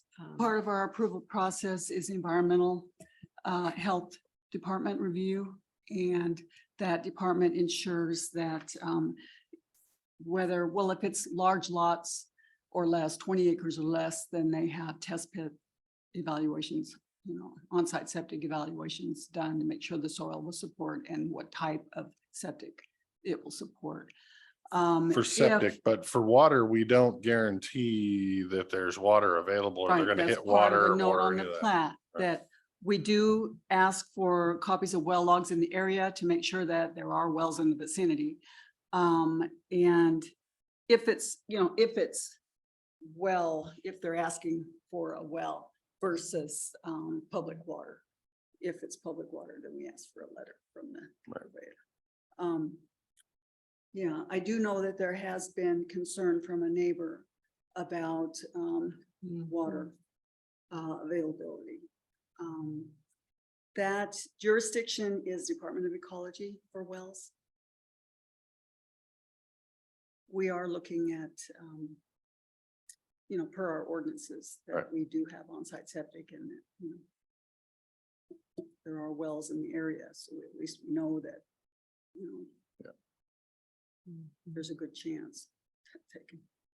So yeah, that's my hard part. So the neighbor is complaining that they don't have adequate wells or their wells are failing or whatnot. So they don't necessarily want their neighbor building a well or developing their neighbor's property that could pitch in on their well. And while I understand that, I also don't want to restrict this owner's right to use his property how he sees fit, because the neighbor's got a problem with it.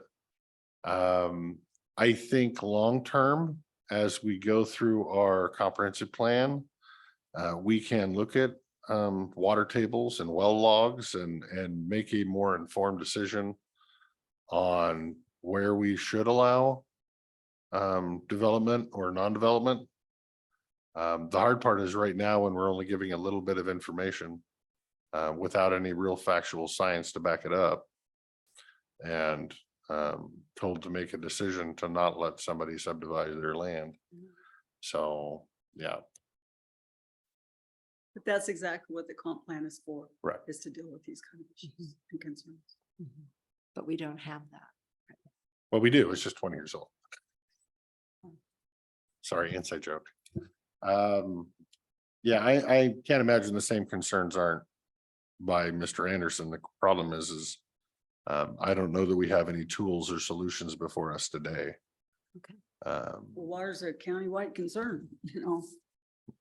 Can't do much without water. You know, we have made, you know, some decisions about wells, and what we did is we restricted the drilling into a certain aquifer that we knew was declining, so it would get worse, so we made them go deeper. I know the wells up there are already really deep, but we don't have enough information like we do in the high prairie area to make that determination and to set it. We don't have, you know, a full water table study done by a professional engineering firm. Right, and that's where I'm at. I think in time, we might have that study. We might have restrictions on that area.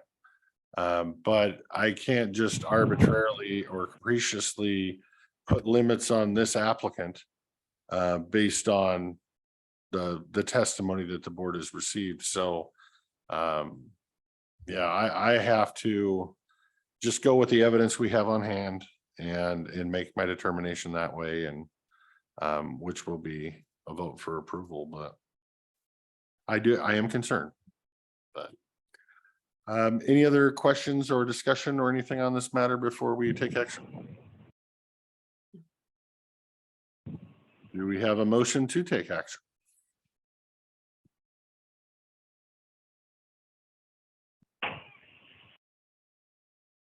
He's waiting on you. Jake. She's waiting on you, Jake, or do you want me to step down? Okay. No, I can do it. Mr. Chairman, I would make a motion to approve the final approval of short plat SPL 2021-24 Echo Summit LLC, Robert Hefferman. Okay, I'll second. we have a motion and a second to approve. Any discussion? All those in favor of approval of short plat SPL 2021-14, say aye. Aye. Aye. Motion passes. That's 2021-24, excuse me. Do we have a typo? 2021, I have 2021-14. You have 2021 dash. 24, 24, 24, 24 everywhere I've got. Okay. So for the record, that motion is short plat SPL 2021-24.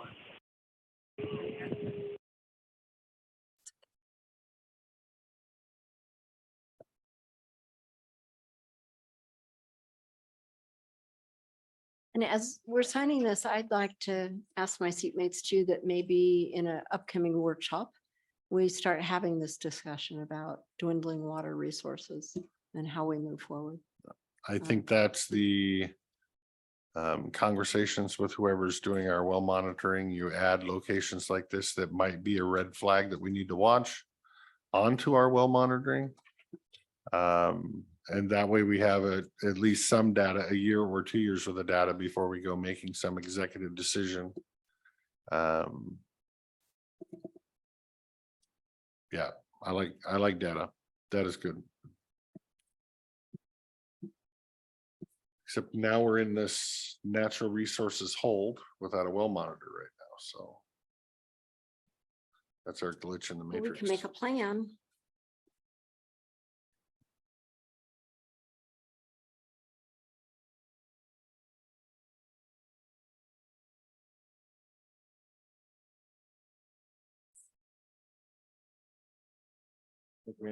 Please.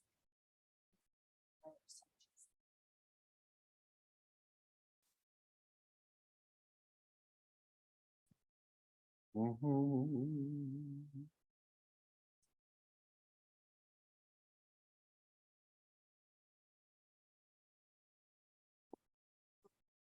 Alrighty, we'll let them finish up before, well, what the heck, we'll bring them up here. Yeah, per pastime. Next up is supposed to be 135. It's now 142. Senior Services Director Sharon Carter and MCEDD. Mobility Manager Kathy Fitzpatrick for Columbia Transit Strategy Discussions.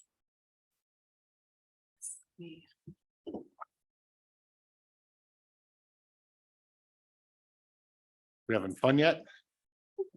Always. Oh, I'll pass. Yep, thank you.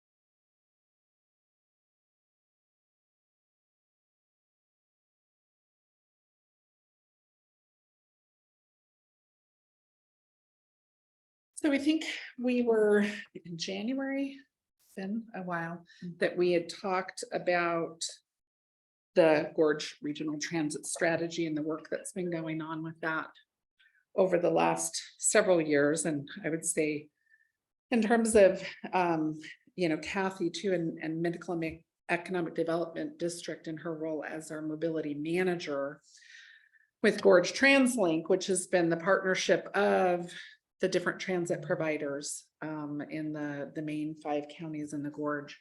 There's been a tremendous amount of progress and headway in terms of connectivity. And I think potentially more access for resources and supports for citizens of Klickitat County because of that. So part of today, what Kathy is going to present the actual memo from the Gorge Regional Transit Strategy and all the work that's been going into that. But I also there's also a proposed, and obviously this isn't in the board's Klickitat County Board of Commissioners resolution format, but part of the request is has been to the different counties is to look at adopting a resolution that includes this language, but obviously in our format for Klickitat County. And I had said that it would be good for us to meet, to review that, to make sure that that language, there wasn't anything that you didn't agree with or that you felt should be changed or modified, with the intention that we would then make those adjustments, and then I would submit that. We would do the resolution in the format for Klickitat County and submit that for a future consent agenda item. So this, I'll go ahead and turn it over to Kathy to share kind of the updates and the details of the Gorge Regional Transit Strategy, and then we can talk about a little bit with the potential resolution. Great, thanks so much, Sharon. Kathy Fitzpatrick with the Mid-Columbia Economic Development District. I'm the Regional Mobility Manager, so helping to coordinate the 5 counties, Klickitat County, Skamania County, Hood River, Wasco, and Sherman counties, the public transportation services and departments. And so this is the Gorge Regional Transit Strategy. This is that final report that is a very condensed version of all of the work that has happened over the last 2 years. Something that Klickitat County should be really proud of, their Klickitat County Senior Services and Mount Adams Transportation Service, because they have really invested a lot of work into this strategy, into this planning process, with the other transportation providers, of course, the other 4 counties. And then, of course, do want to acknowledge all of the support from the cities and Klickitat and Skamania counties and Southwest Regional Transportation Council, the policy committees, both Klickitat and Skamania counties were really influential in putting this together. What this represents is really a path forward for more coordination and more efficiencies. What we're really looking at, ground level, is doing more with what we have. We've already been doing that. As Sharon mentioned, we've really seen a lot of progress in the last few years, coordinating all of our services in the 5 county regions so that people, for example, living in Goldendale can get to the VA clinic in Portland. So it's examples like that. Klickitat County citizens that I work with personally to get to work in the Dalles, or to get to a family, an urgent family matter. There was a person in Goldendale who just called the other day, and she said, I've got to get on the bus. I need to get to family in Bingen, and we were able to talk her through that. And she just got on from one bus to the other, and was thrilled. She texted me at the end of the day and said, oh my gosh, I'm so glad now I'm with the family. So it's those type of situations and those residents that we're really trying to serve. I'm thinking of the 2 young folks. I think they're out of the community college now, but already graduated, but getting them from Goldendale to the community college in the Dalles, and talking to their mom and how important the bus service was to get them there. So the second page, and I'm just going to talk you through the strategy, so you feel like you're familiar with what's in here. But acknowledging at the same time that this is just sort of the tip of the iceberg. All of the memos that were, that formed this sort of summary are very, very in depth. I know because I wrote memo 2 and it's 62 pages. But it's those memos have all of the details and the information that we will need to move forward. So really important. But this is really, to just give you a good summary of what we've been doing for the last 2 years. So first of all, as we look at the acknowledgement page, I want to really focus on the who. So the stakeholder advisory group, we had to really shorten because there are 150 members of the stakeholder advisory group. So from all 5 counties, and that included city leadership, county leadership, public works. We had planners, we had U.S. Forest Service, we had the state parks, we had higher education. Of course, Dr. Marta Cronin was our convener. We had public and private entities, so private entities like In Situ, who have been very, very focused on public transportation and workforce mobility for their staff and employees. So of course, have to mention healthcare providers and community-based organizations, very, very interested and concerned about getting the people that they serve to be able to access healthcare. So whether that's in specialty medical in Portland or hospitals in White Salmon or the Dalles or Hood River. So just wanted to say how broad the spectrum was, the participation was in this planning process, and that was really important to really understand what the needs were. So the why of why we did this was really evident when talking to the stakeholders. So what was it about public transportation that they really needed? What were their hopes for public transportation?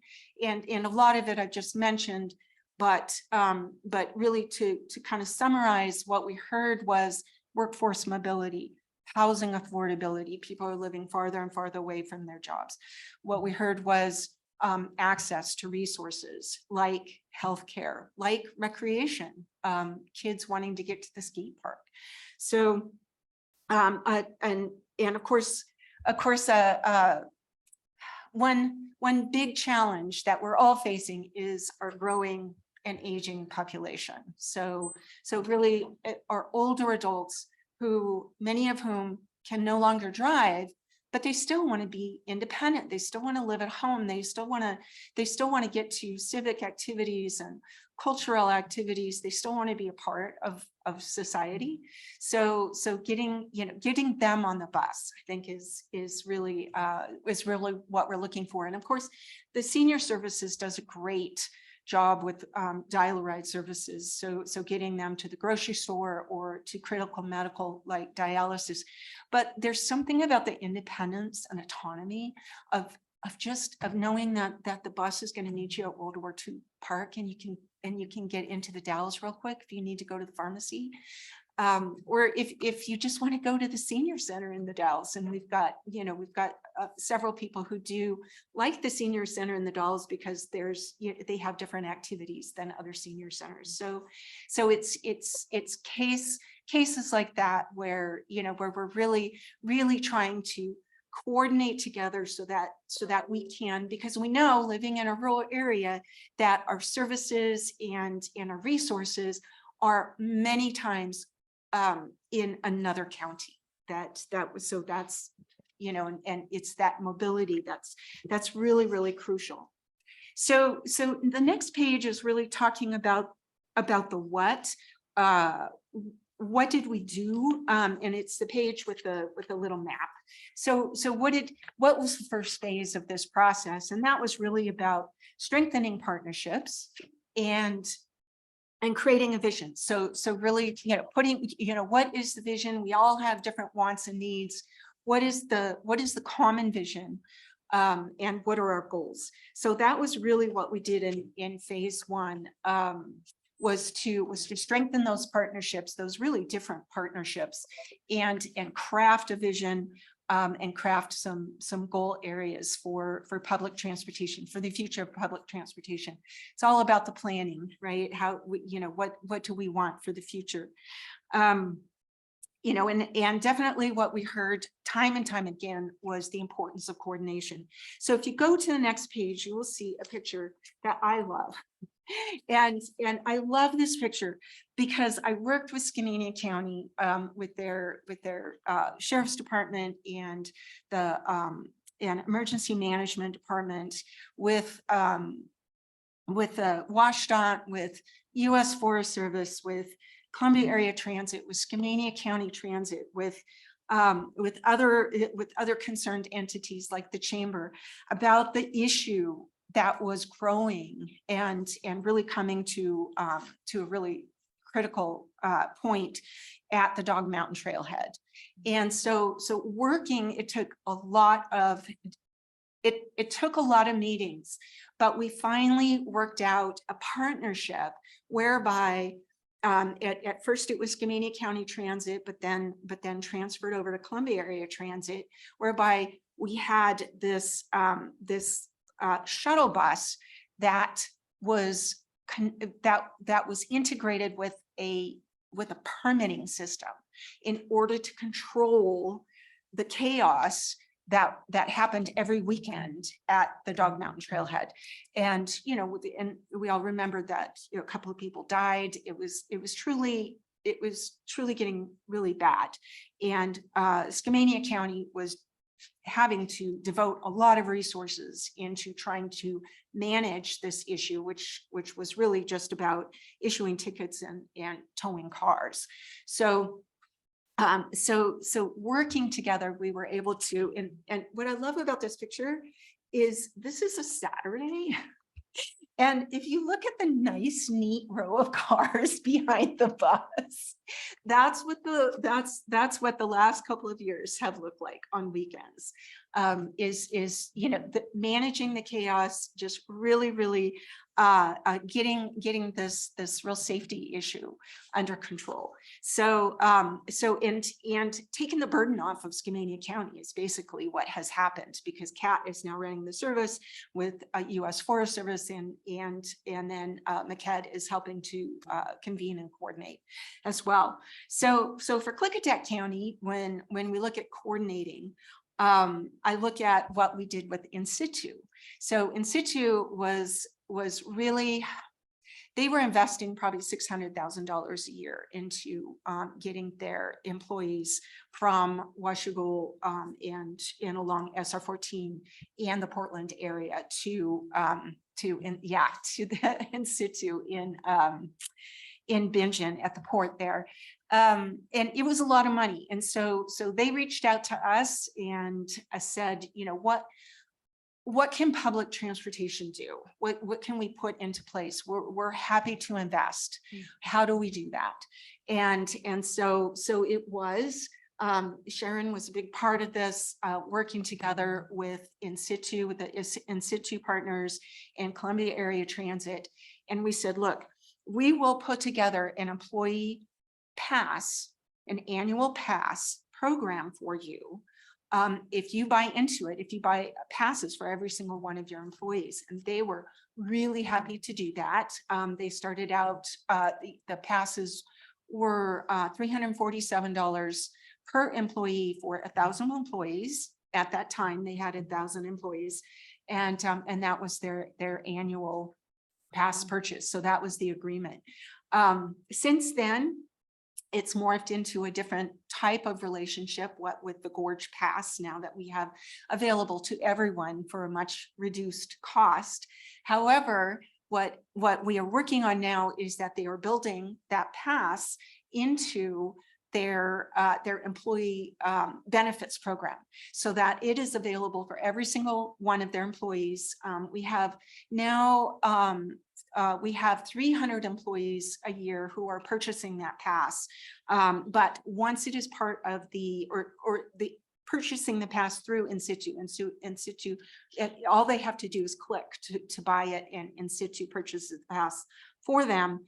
But once it is part of that employee benefit program, we predict that many more employees will be purchasing the pass.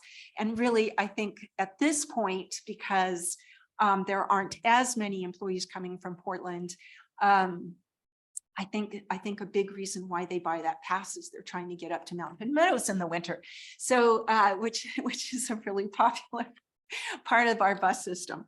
So so the other coordination that is happening now and efficiency that is happening now is those providers, which includes the Link. So right now the Link and Columbia Area Transit provide services on weekends. Skamania County and Klickitat County and Sherman County do not. So in order to provide weekend services, Klickitat County, Skamania County would have to staff up. You'd need a dispatcher in the office. You'd need a field operator. You'd have to staff up. So why not provide those services, the weekend service, from the transportation providers who are already staffed up on weekends. So looking at that efficiency, Columbia Area Transit is now offering weekend service from White Salmon Bingen and to Hood River. So really great service that'll go through the summer, this summer and next summer as well, thanks to a grant from WashDOT. So we're really looking at those particular opportunities to coordinate and find efficiencies, and I think we're doing that quite well. So what did we accomplish? And now I'm looking at the picture of White Salmon, Washington from a up above aerial perspective. Such a beautiful town. So we accomplished in the first phase, we got that vision hammered out and our goal areas, the real focus on community and economic vitality. The next page is our phase 2, and that was the nuts and bolts. All right, okay, here's our vision and goals. Let's hire a consultant team and let's figure out what are the nuts and bolts of getting there. And the nuts and bolts fell into 3 buckets. So we had the coordination or governance model. How are we going to continue to coordinate with the 5 counties?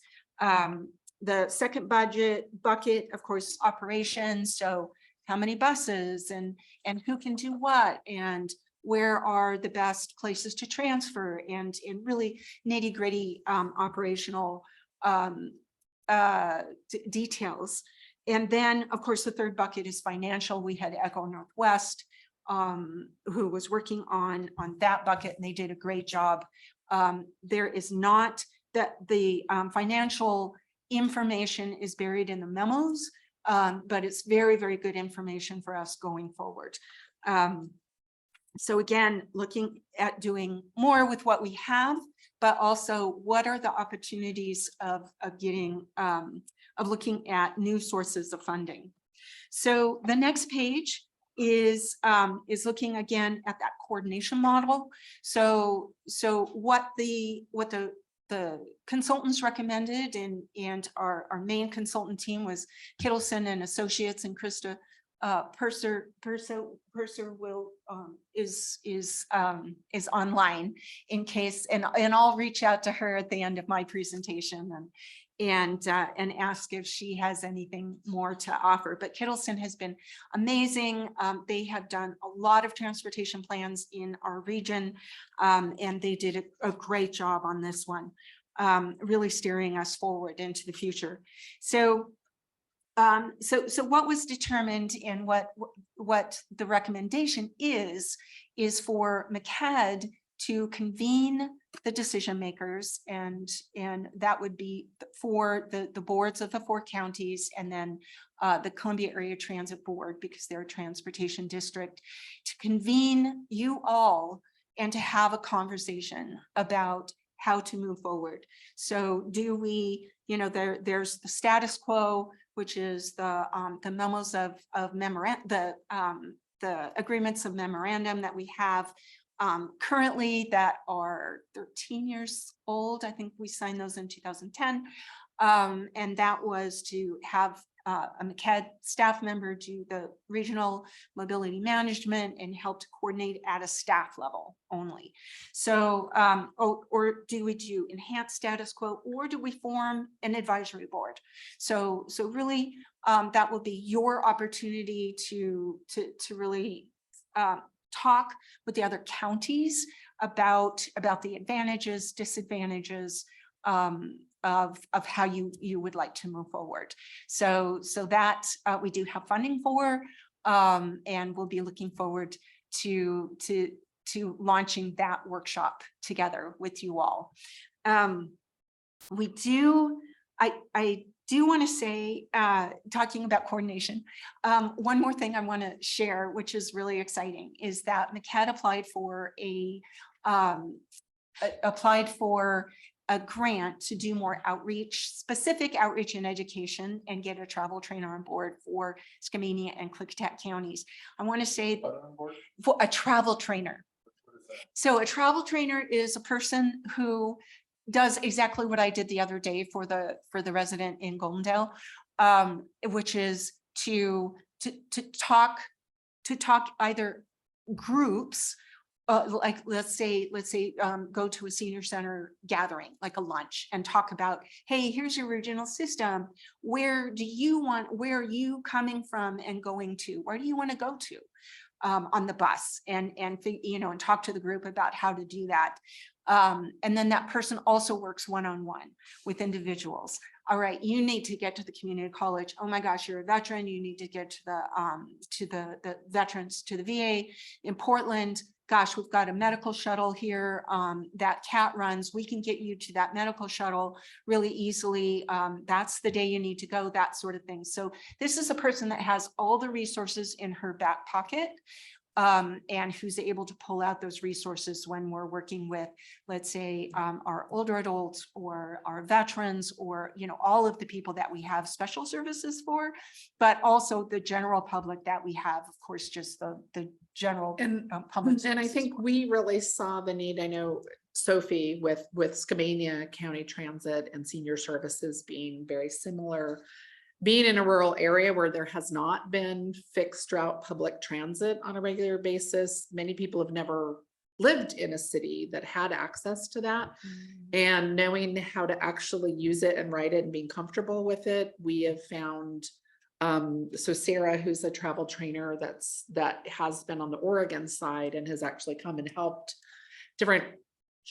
finding that just working with people, and I have had staff, that have worked with people, but we're also very limited to try and do all the travel training, where we really identified that we do need that support and somebody that can do more of that outreach and help get people comfortable with riding the transit service, the fixed route services, as well as even just reading the schedules and how to connect, and a lot of times just going along so they see that it's not that difficult to go from.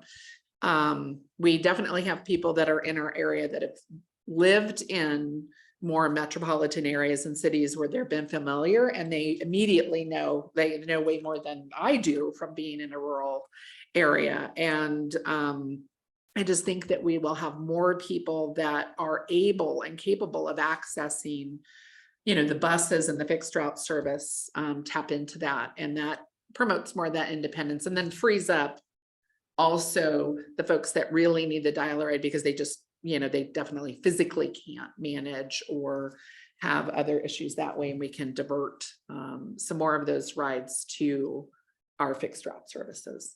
Yeah, and just looking at the efficiencies and looking at the example of Columbia Area Transit. So it wasn't until 2016 that Columbia Area Transit moved from 100% dial-a-ride service only provider to starting into their fixed routes. Now they are 90%, they have moved 90% of their ridership onto their fixed route services, and only 10% need those dial-a-ride services.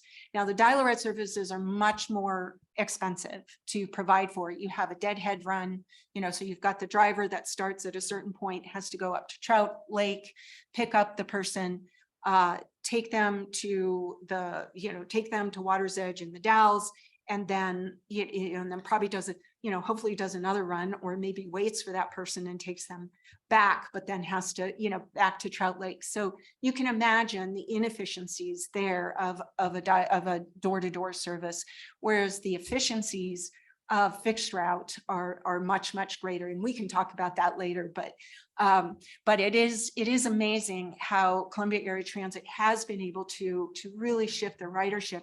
And it is really all about education, and really, because once somebody sort of understands the freedom and autonomy they get with the fixed route service, they don't go back.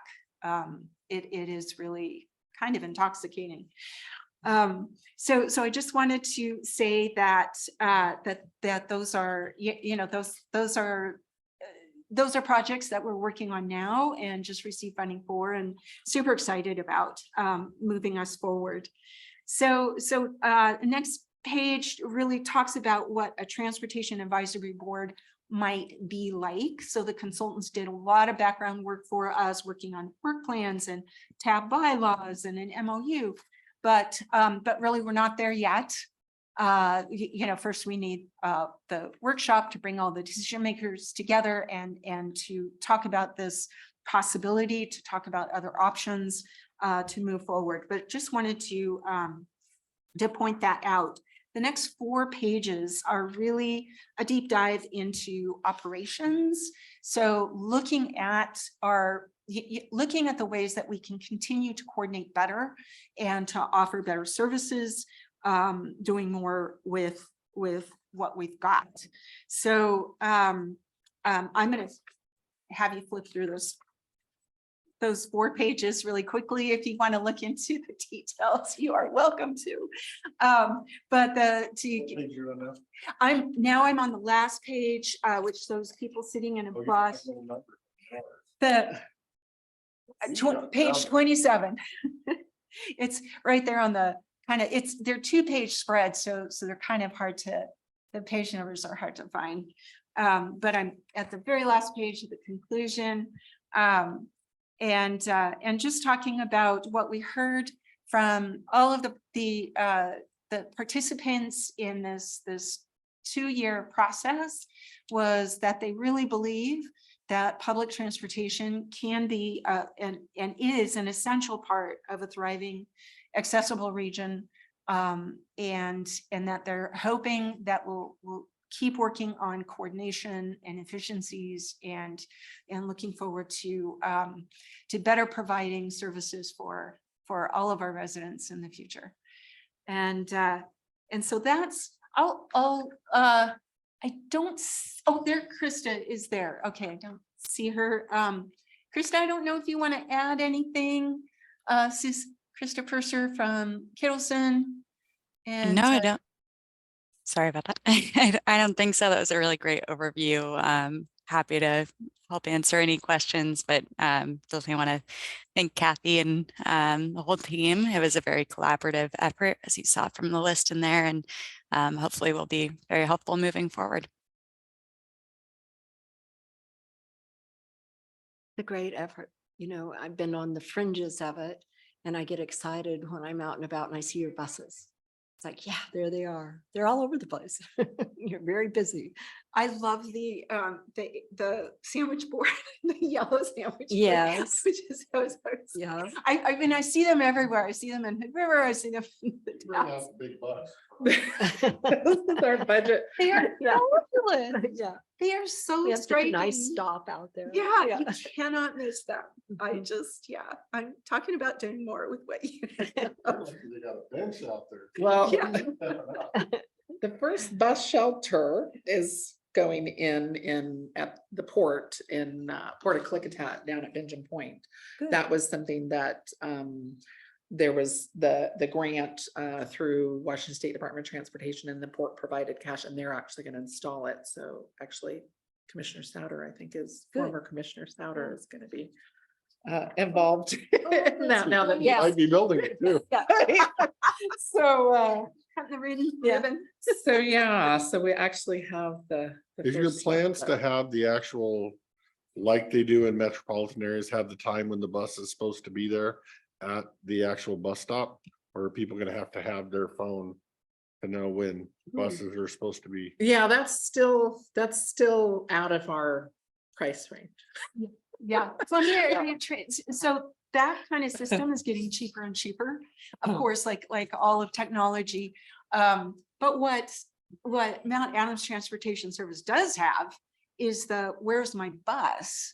And that's, I think, almost better because you see where your bus is. Like, oh my gosh, did I miss? You're sitting at the Dallas Transit Center and you're like, did I miss it? It's Yeah, I like, oh could have no, used it's that on the back way. in my school days, so I didn't have to run clear around the block, catch it at the different bus stop because I missed it. Well, and that's when it was, the construction was going on Mhm. Jewett and that too, and the calls because it wasn't working. Yeah. at the time. That's the problem. So- If you offer a service and then take it away, you get yelled at. But it's much more efficient to have something like that where people can check the status instead of calling and saying, okay, how far behind is the bus, you know? Yeah, and we They're still didn't, waiting, yeah. we didn't, why it wasn't working was we didn't realize that it times out, like it had a default timeout, like every 30 days or something like that. We had no idea. So we couldn't figure out why it kept saying that it was, that it was archived, or I can't remember what the message was. Reset. So when you figure it out, let me know, because their phone service 30 days too. I'm sucking off, so. It's Norma figured it out. So it's a default. So she put it so the default is now forever. So hopefully it won't time out on us. And we have our where's my bus button back on the website. Yeah. So this is really, I talked you through it. So you have more familiarity, just kind of adding to the presentation I gave you earlier this year. And then we'll give you time to read through the resolution. Really, it's a resolution focused on that continued coordination.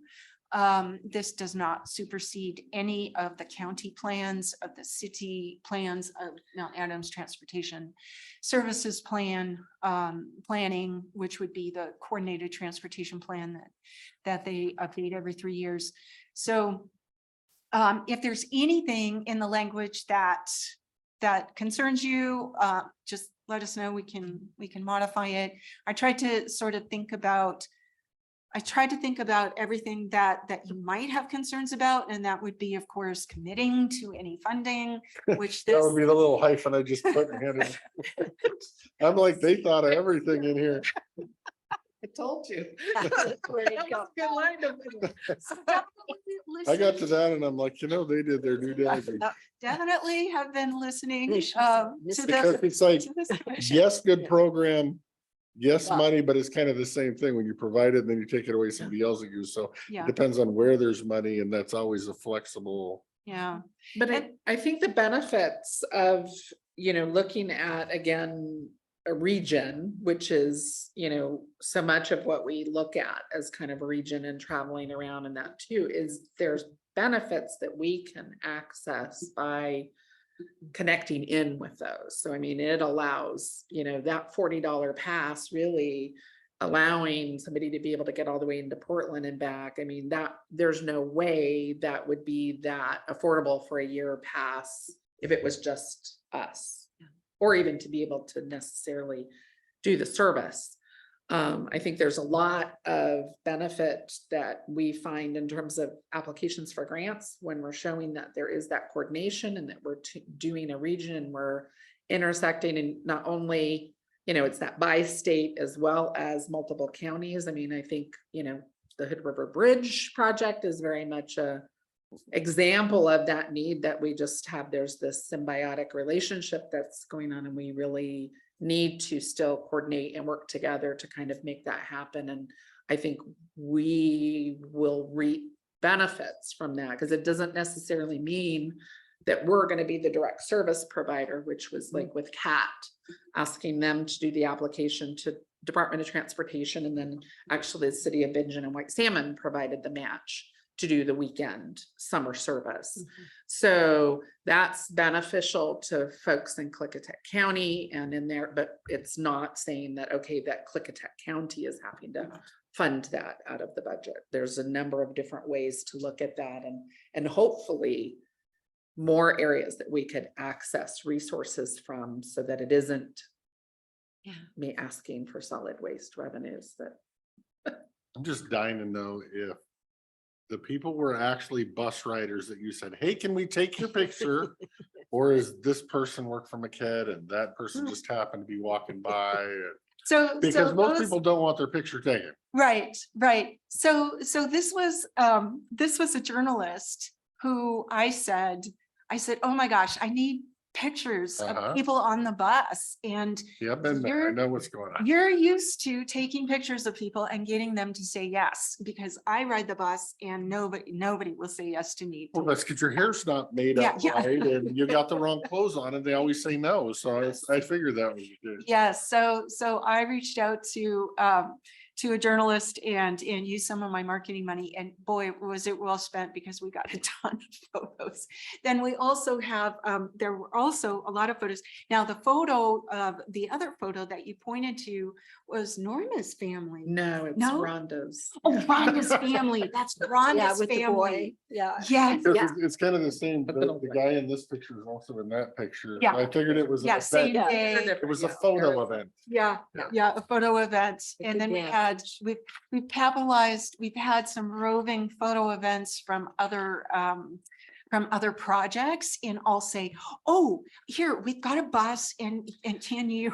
But there are some videos that are being made and in development that actually have had we actually had quite a number of Klickitat County regular writers that had volunteered, because there was a little request to sign up. Would they be interested in being interviewed and volunteer to be videoed in that? So Yeah. Because, and the reason that it brought it up for me is I know we have more elderly population riding our bus, and they're not in these pictures. Yeah. So Yeah. I was kind of curious. That's why I brought it up. Yeah, absolutely. And that was for the videos. I was really specific. I said, I want to see those veterans. I know I've been on the bus with them before. I know they're taking the bus to the VA clinic in Portland. And I want to see those, our older adults. I know that they're on the bus, and I know they're going fun places, with really different. Fun places, the VA, fun Oh, place? not the VA, not the VA. Have you ever been to the VA? Yeah, oh yes, definitely. Yeah, not the most fun place in the world. But but yeah, so reached out and I would love to come back to showcase those videos. They're very short. They're like 1 or 2 minutes. And there are quite a few Klickitat County residents who I would be volunteer. interested to see them, whether you come in and we do it this way or just email them to me. I am interested. Yeah, great. And we did do a welcome to your regional transit center video that we do have up on the Gorge TransLink website. It talks about the regional system and how it's coordinated and interviews, interviews Mount Adams Transportation Services employees, and it's a fun little video, and I'll send that one to you. I can send The that to couple you. that were Billy. willing to be on camera. Yes, the ones who are willing to. Other yeah, people yeah. is- I refuse to put myself on camera ever. So one of the next steps, I guess, is any feedback, any concerns about this resolution, and does it appear? I did to not see be- them, but for myself anyway, but it's one of those, I was trying to do two things Yes. at once. Yeah, so, just take. but I didn't see nothing glared at. Okay, and I can Didn't either. put it in, have it put in more of the Klickitat County format, and then submit to the PA for review first to do resolutions Not have on to a be reviewed. resolution. Okay. I have to submit so Okay. much to for review that I almost forget that. Okay, so that one can just be, okay. That's great. So we've received, we've done this presentation to Wasco County has signed the same resolution. McCad Board has signed, the Columbia Area Transit Board has signed, Sherman County Court has signed, and Skamania County said they would sign last month. And I said, please wait for the presentation. So they are waiting to sign, but it sounds good. like Yeah. they're ready to sign. So I don't know if we want to be involved. Yeah. And so then the next, request doing is it going first. to be to convene kind of the The workshop. meeting of decision makers to discuss whether, in terms of forming a transportation advisory board, a regional board, or what the next steps would be. So you would And need that's one of us all. to sit on that, is what you're trying to say? We could vote right now.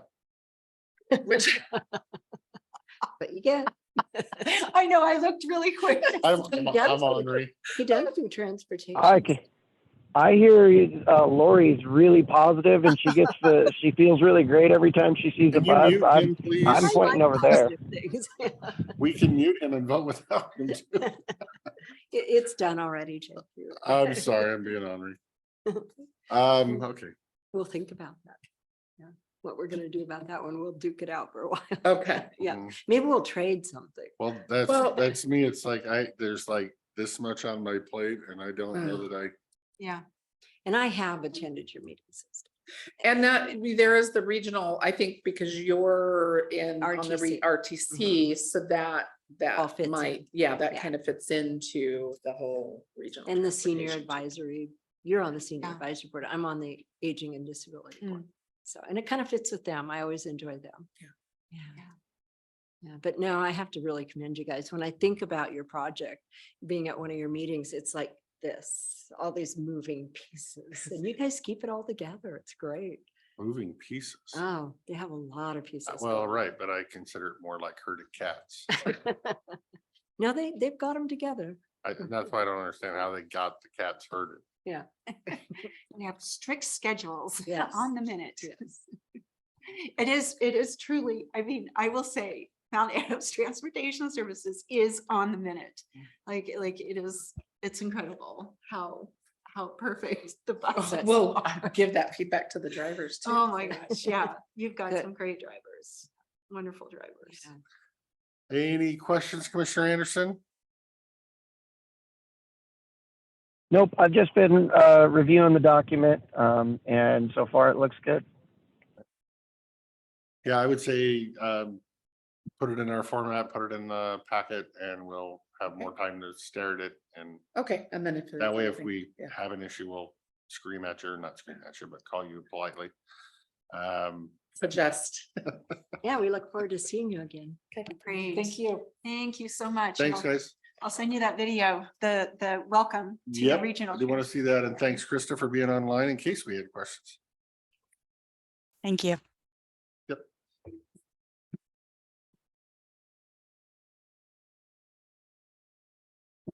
Moving on, next up, and we're about 5 minutes ahead, is the consent agenda.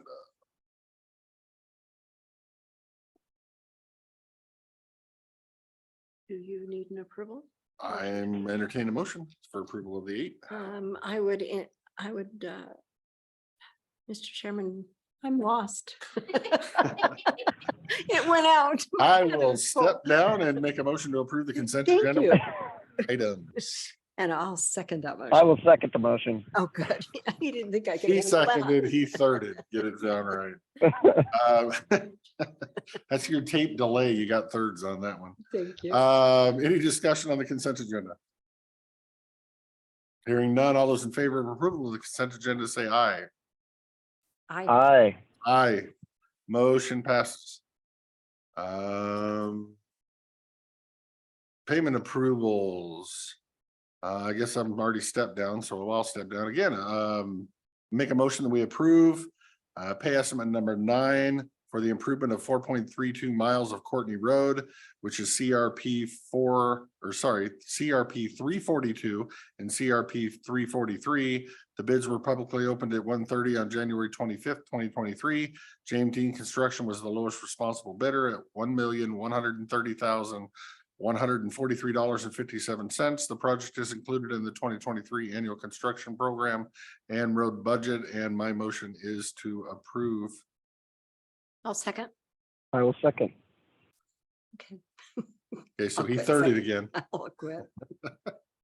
Any discussion on approval of pay estimate number 9? Hearing none, all those in favor of approval of pay estimate number 9, say aye. Aye. Motion passes.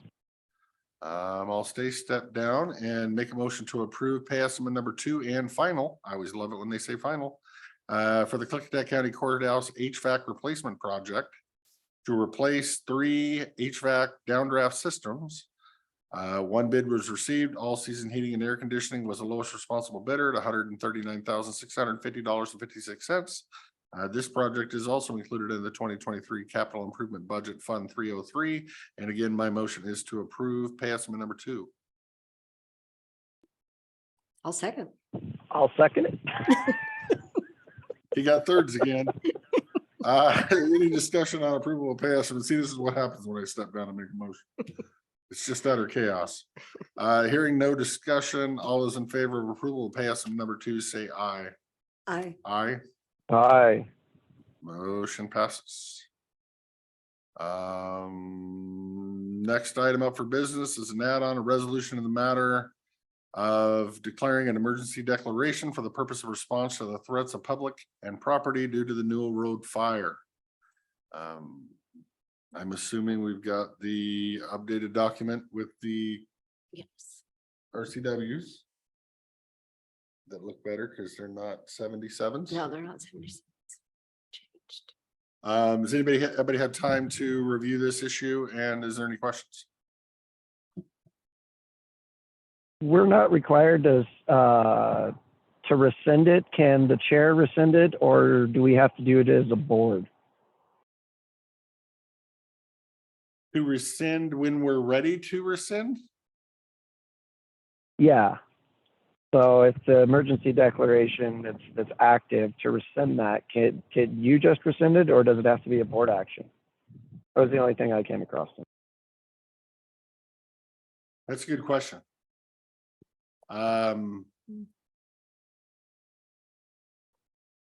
I seem to think it's kind of the same thing as the emergency declaration. The board can, or the chairman can make the declaration, but you guys still need to sign it. And I think the chairman can rescind the declaration when it needs to be rescinded, so that we don't have to wait till the next week if there's some reason to, but I believe everybody has to sign it still. At least I believe that's what we did with the COVID state of emergency when the previous board declared an emergency. That's how I'm remembering it anyway, but that's just going off of memory. Because I believe me and you both voted on the rescinding of the moratorium or the emergency for the COVID. Okay. So you want a motion to pass or adopt the emergency declaration? Yeah, approve and sign would be great. So moved. I was waiting. I'll second. I'll third this time. Yeah. So we have a motion to approve and sign the emergency declaration for the Newell Road fire. Any further discussion? Hearing none, all those in favor say aye. Aye. Aye. Motion passes. Next item up for business, we're still a smidge early, is continued discussion regarding the interlocal agreement or the reimbursement agreement with FSEC. And I will leave that up to you two, as I've already stated my piece. And I did take my time and I made some calls. I'm not in favor of my signature on the document as of now. Number one, we do not have an approved permit, but we have a document coming through committing us before we have an approved permit. So we have process yet to do, and I'm a process person. And number two, when we see that again, if we see it, I would like to be able to have different terms in there for payments for our county to ensure that we actually get to cover our costs, that we don't have a finite budget that we might surpass very quickly.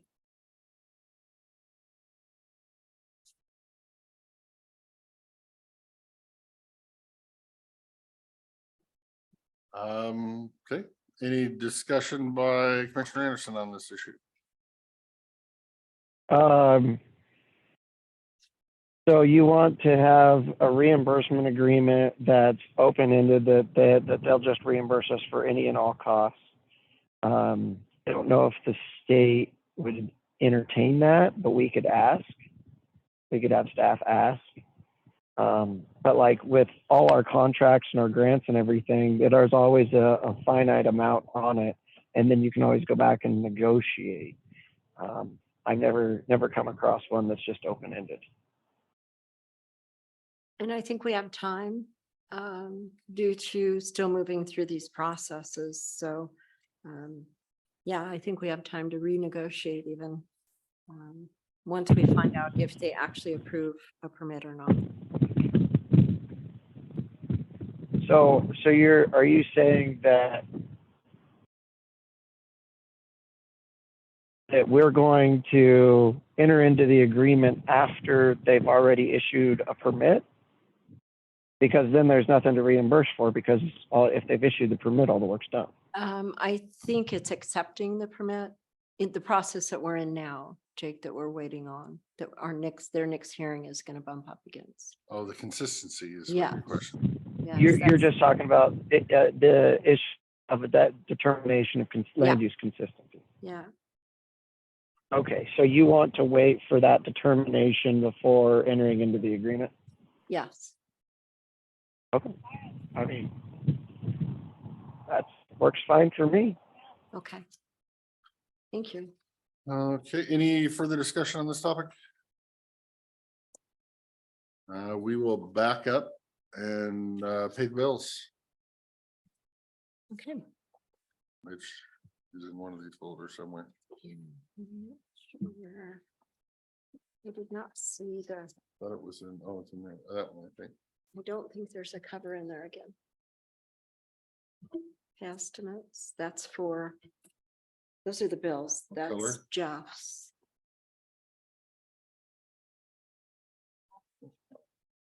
Thought it was in the red one before, but. Oh, right there. Oh, there you go. Good call. To the professional. Mr. Chairman, I make a motion that we approve the payable warrants in the amount of $1,379,144.51, ending date of July 24th, 2023. I will second the motion. Okay, we have a motion and a second to pay the bills. Any discussion on paying the bills? Hearing none, all those in favor of paying the bills, say aye. Aye. Aye.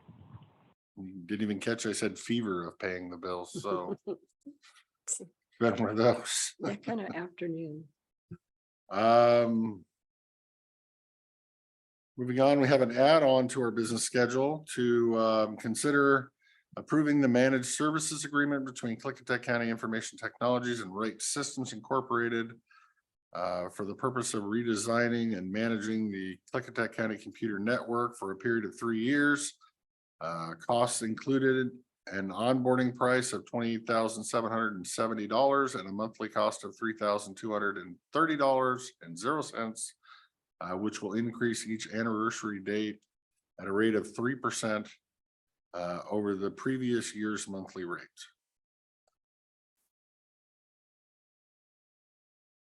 So I would either entertain a motion or some discussion.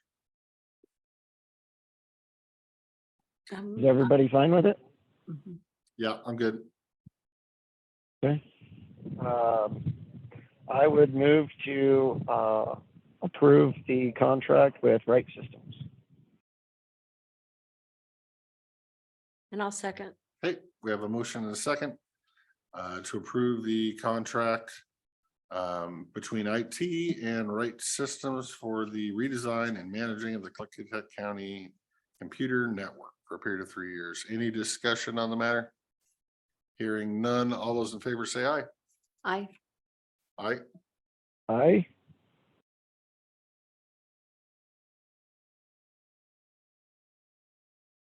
Dun, dun, dun, dun, dun, dun, dun.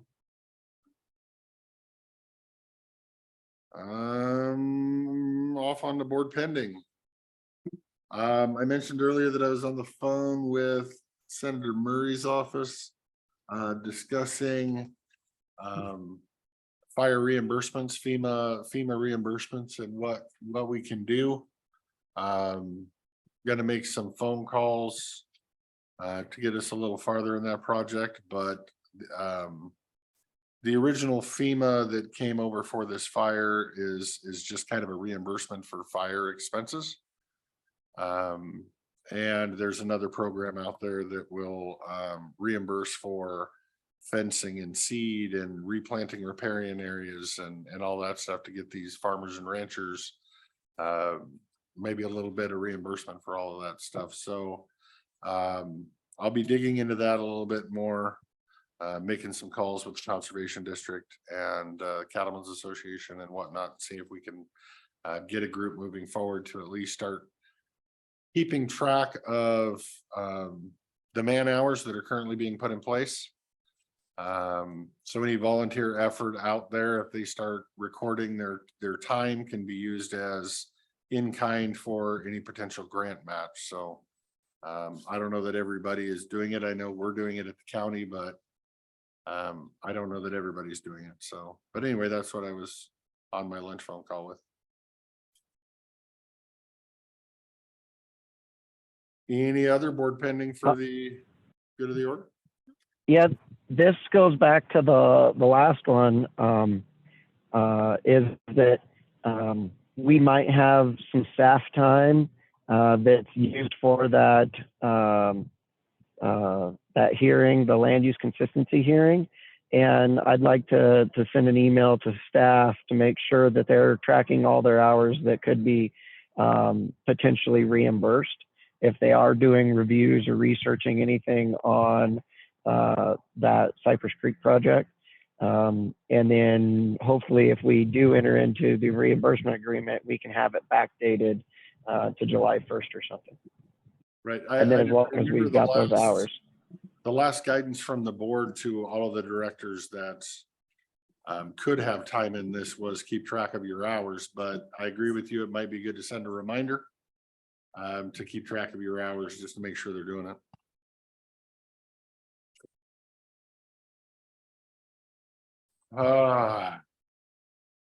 Next up, it is 2:40. We have HR Director Rob Van Cleve coming forward They forgot the signature page. with whatever he wants. Well, I haven't signed anything yet. So. Wow, with whatever he wants. Good morning, commissioners, or good afternoon. Well, you're here, so I figured you wanted something. I'm just here to seek clarification. The last time we talked about salaries for elected officials, and as you may recall, we've went through various down various avenues looking at different salary commission, those kinds of options. And the last time we discussed this, the workshop, it was indicated or stated that there'd be we needed to have a public hearing or should have a public hearing on this after the budgets were initially received. So I just want to confirm or make sure before I schedule a public hearing that that's still the direction that the commission wants to proceed on this issue. So for me, I've been quite on the record about it. I believe it should go to a salary commission. I believe the recommendation to the salary commission should be to tie it to the Superior Court judge's salary. I cannot personally vote to increase it legislatively. If my seatmates want to go forward that way, I will support their decision. If they want to go forward and have a public hearing before they do such an action, I would support that decision. But I would support it, but I would still be a no on the draft document. But I do believe that we should continue to set that budget number aside just in case going forward there is a decision to do it legislatively and or a decision to go back to the salary commission option. But that's kind of where I've been the whole time, just reminding everybody. And I believe that's the direction that fiscal manager has creating the initial budget, is to set funds aside for that option. And I think in all the meetings we've held, that I thought we had boiled it down to going with the legislative through the judges, that we were going to follow that track, which I approve. I like that track. But I don't think we finalized on a public hearing.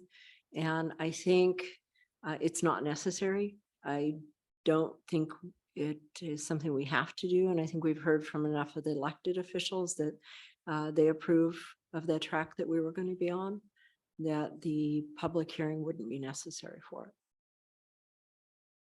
And I believe it's my understanding that a public hearing would be required for a salary commission, but other than that, it's not, it wouldn't be right necessarily required to have. So again, that's why I'm here, is trying to see clarification. I don't want to schedule one, get one on the schedule, Right. and And cancel it. I feel like we shouldn't make it more complicated. It's an in-housekeeping item. And we're staying within the parameters of what we can choose. I think it's clean. I think it's what they do in other places in the state, so it's easy to follow. I'd like to keep it simple. Okay, Commissioner Anderson. Yeah, while I like keeping it simple, I think that we heard earlier today from at least one commenter that we don't work enough and we're not apparently worth the money we're getting paid. And so I would hate to raise our pay without having a public hearing at the very least. And it sounds like Dan will be voting no matter what, even if we do have the public hearing. So get behind it unless all three of us were behind it. So I don't know what the best thing to do going forward here is. As I said before, I took this job knowing that it was a pay cut and knowing that was the case. And I didn't really start this process of, the wages. I think we're kind of in a weird spot right now. I will take full credit for starting it with the plan to go to a salary commission. Because I'm a firm believer that while I knew I was taking a pay cut for this job, I want to make sure that the people that come in to replace me, you, or anybody else on this board are qualified, are paid for what they do, and are not just doing this as a second job, because I think that's the problem this board finds itself in, is that everything is out of date and backlogged because it's the only commissioner job that's part-time in the entire state. So I don't blame, kind of do, but I will say it publicly, I don't blame the previous Board of Commissioners for not updating everything that needed updated over the past 20 years, because it was a part-time job. I believe that if it is a full-time job and it's paid adequately, that you can hold your elected officials accountable to showing up to work and getting things done. And whether that's me or somebody else sitting in my seat, I believe that needs to be done going forward. I just have the issue that I've said before, that I disapprove of the legislature giving themselves raises, senators giving themselves raises. And how can I, in my right heart, believe that for everybody else, but it's different for me. And I believe personally, you might get one complaint or two complaints over a salary commission, but it is the general public that is going to end up setting it that way. We are completely out of it. There is zero repercussion. And that is the, Well, in and my opinion, the way to go. And I understand I'm the minority on this, but it's a matter of principle that I can't get behind it. And I've said that on numerous occasions. But in the same way, if you guys chose to do it, I'm not going to be out screaming from the rooftops that you're wrong. I made my point.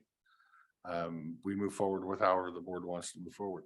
well, and it is for us a unfortunate situation and a fortunate situation, because in the past, salaries, it's always been a hard thing for the commissioners.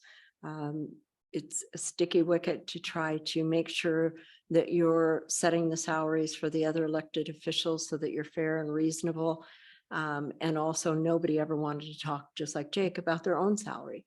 What I have to say about that is the comment we did receive today with education would understand we aren't talking about our own salaries. We're talking about the future, where this will go in the future. This won't even really impact us until time frame down the line. And it's a very clean cut process that a lot of people in the state use to tie it to the judges' raises that come from the state. And there's a calculation that's set by the state that we would automatically receive those. And then that ends that terror from the back forever of commissioners having to set their own salary. And if we use this process, it also is fair to our other elected officials. It gets us out of this ditch, it moves them on, and it gets them a set way that they know in the future what they're going to be getting. I think it's a really clean process. I think for me, I was not in favor of the salary commission because you could get into a very sticky process if somewhere down the line, somebody independently has just decided this isn't the way wages should go, and we start having that internal battle with a board. Can you elaborate on that? I don't quite understand that. If that decision and those math calculations are made by a board that has to come in every now and then and make that decision because they're the salary board, you have to rely on those people. So what? But it's my understanding, and correct me wrong, that we can have the salary commission meet one time, set it, done. Now it's tied to Superior Court, and they don't come in every 2 years, 4 years, whatever. They only come in when called, if called. I think that's correct, other than the fact that ultimately they get to make that decision, whether they tie it to the commission or take another option. I don't. Right. That's- But they don't get to just meet once a year and play willy-nilly salary games for the next 20 years. I don't think so. I don't know how much The way I authority. read the other counties' resolutions was that they're called and they're seated for this event. And then we will call new names and seat new people if there is a call for another event. But they would not be tying it to the Superior Court if they change their mind. Right, and I don't have the. Technically, yes, they can, I would say they can do what they choose, but they would be under the direction of the information provided them. And the guidance from the person leading the group with here's the data from everywhere and here's how they do it. And this is how I would recommend. you So guys look at it. if your heart's desire is to tie them to the Superior Court system, then why not cut it clean and do it now? Not create a salary commission that then has to be managed. It's our auditor's time. It has to manage. And we're moving forward with another board that we've created. We can make that decision to make a clean cut and say, no, just tie it to the Superior Court. And then there's never any controversy down the line. Well, there would be a controversy with my principles because I would have to forego my principles and where I'm Sometimes you complaining have at to. other electeds for doing it on themselves, but yet I'm willing to do it on myself. But it really isn't on yourself. It's about process. And plus, it's not on yourself because it's not until the next election if we did that. It So we're wouldn't, not it wouldn't, talking about our you wouldn't be races. doing it for yourself.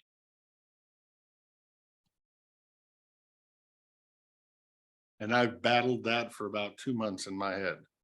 And I can't seem to So if you're not, cut that claw or cut that. well, a different view is if you're not elected, you would be adding that bonus to your. Yeah, no, it wouldn't come into me for the next No. year and a half, that's for sure. But it And not also, me. because of political backlash, it could keep you from sitting here in a year. So from, But we with all are, due respect for my seat, I see, I could be wrong, one commissioner wanting a public hearing, one commissioner not necessarily wanting one, and one who says they'll support the other two. So I have no idea, I have no idea what you want me That's- to and do. You're absolutely right. Focus. I don't want a public hearing. I want, from Commissioner Anderson, I want a public hearing, but if all three of us aren't voting on it, I'm not voting on it either. So, and if that's the case, why have a public hearing? If I heard what I heard correctly. Cause that's the initial question I have is the public hearing and whether to schedule, what happens. Well, that's my only argument is with the public hearing, if you guys want a public hearing, that's fine, but I want to make sure that everybody knows not necessarily 100% are you going to sign or not sign, but don't go into the public hearing and cause a ruckus Mhm. if there's no intention of moving forward after that. You know, when I brought this up, I had never had any intention of ever signing it legislatively, and I think I brought that up to begin with. That I just want to make sure whoever's sitting here down the road at least puts in the 40 hours a week. They don't have to put in my 60 or my sleepless nights or sleeping in my truck kind of a scenario, but the reason we're facing the problems we are in this county is because I don't think they worked hard enough, and maybe that work hard enough is because they weren't being compensated for. Well, and there's the other, not even talking about the work or not even talking about being compensated for it. It's where we stand with the rest of the state. That was a pretty poor look at where Klickitat County was for what we were paying electeds. And for the record, we are the only part-time county commissioners in the state. I know for a fact, you're the only ones in the 11 counties that we do as comparables. I have not looked outside of those 11 counties, so. I maybe looked true. in the state, and that's the data I got back when I did my inquiry. Okay.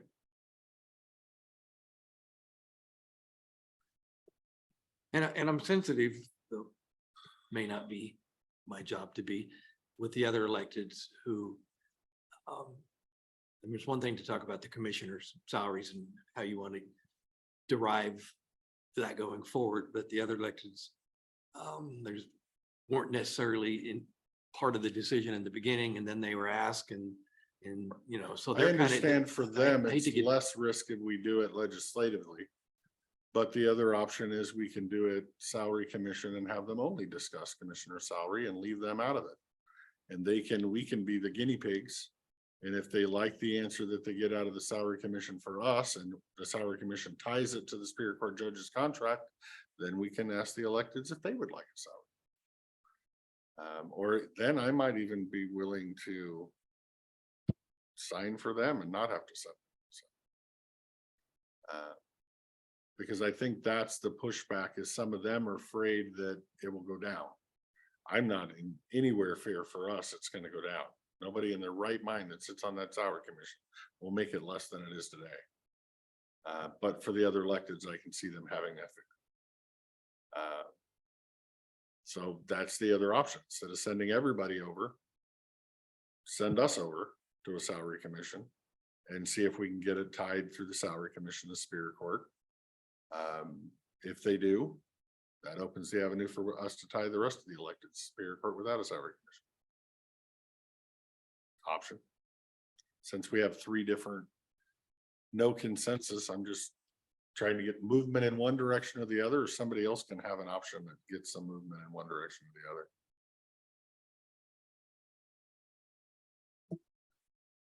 I mean, in the lack of direction, there is no direction. There is no direction right Like, now. I just don't want to keep beating the dead horse. Yeah. If in fact the horse is dead, I think we have to do something. I don't think we can. I think we need to come to resolve today and figure out a path and clean cut for me.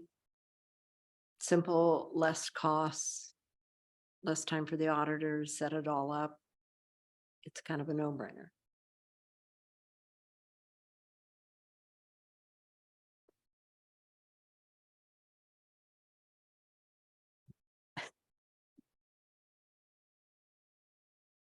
I have to admit, Dan. I guess the only thing that makes sense to me, based on what Commissioner Christopher's saying, is we either let this dog die, or we send it to a salary commission and we spend the time, effort, and money. You kind of broke up on me. I didn't quite understand you. Could you repeat yourself, sir? Sorry about that. I guess from my perspective, being that we're kind of at an impasse, the only thing that makes sense is we let this thing die completely and we walk away from it.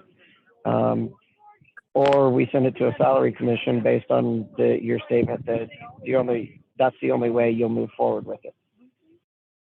I could honestly do a test drive with you, and I hate admitting this.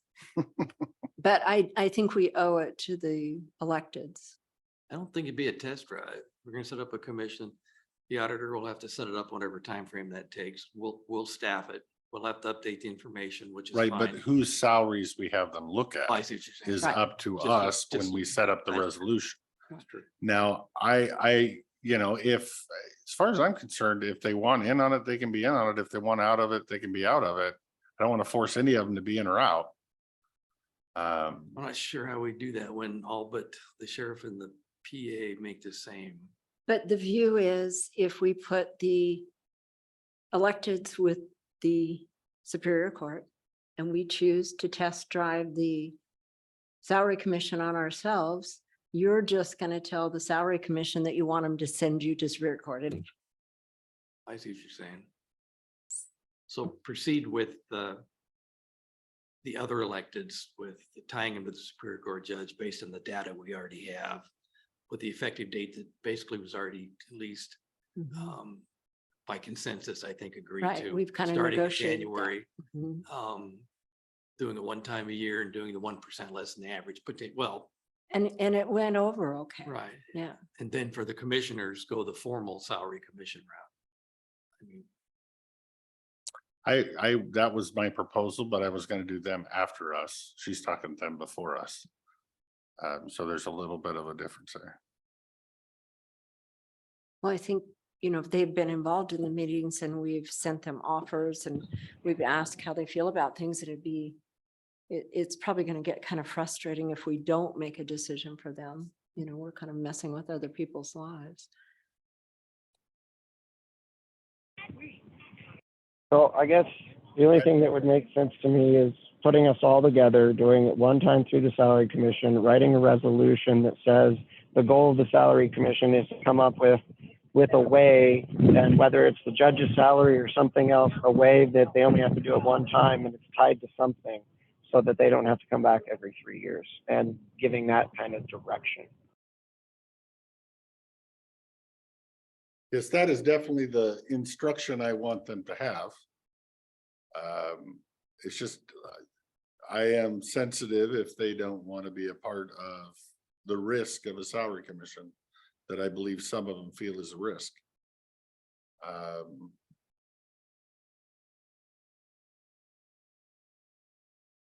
And I kind of understand, there's 4 of them that make the same. And it would be hard to have one of them in and one of them out. But I can see the sheriff and the prosecutor being standalones if they wanted in or out. I think all of them have expressed, careful now, I think all of them have expressed an interest in the concept. I think they all want it linked. It's just how we go about it. They all want it legislatively linked. and not necessarily any risk involved. And again, I'm not speaking for any individual elected Neither official. am I. So that's the, So it sounds like we've either come back to where we started or we've We're a little got two closer. avenues. it's just a matter of whether they're all in the same box, which I think Commissioner Anderson is still saying. Or if we do it, everybody else legislatively and us through salary. Which is your Mhm. argument. Yeah, I understand your interest in salary commission and I think it's the long way around. I think we're gonna get to the same place, but I won't give up that for the electeds. I want them to be able to go straight to a definite, this is what you're gonna have. I think that's clean cut and they would appreciate it. I could see why you'd want to explore salary commission. But I think it's the long way around and you're gonna end up right where you're gonna end up anyhow. And I think If- the main difference for the commissioners is to go the linking right away to the electeds that would become effective whenever you say January 1. If you go that way with the commissioners, then it's effective to be beginning of your next terms, 2025, 2027. Salary commission be effective upon. The their only difference recommendation. I would see would be salary commission for the electeds. I think would tie them at the average and not the 1% below that we came up with. Ultimately be their Maybe. decision. We could give them all the data, but ultimately, I believe, and I'd have to go back and look, it's been a while, so I could be misstating unintentionally, that you can set the parameters of the structure when they meet, but. Commissioner Anderson, I got a question for you.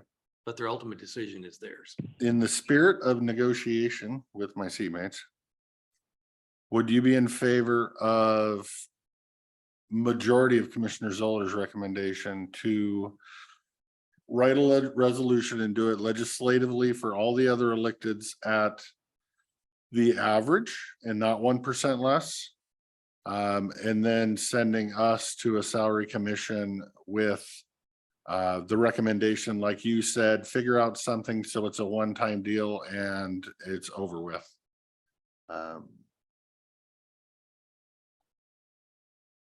I still feel that everybody should go together, all as one. The salary commission should make that determination of what it is.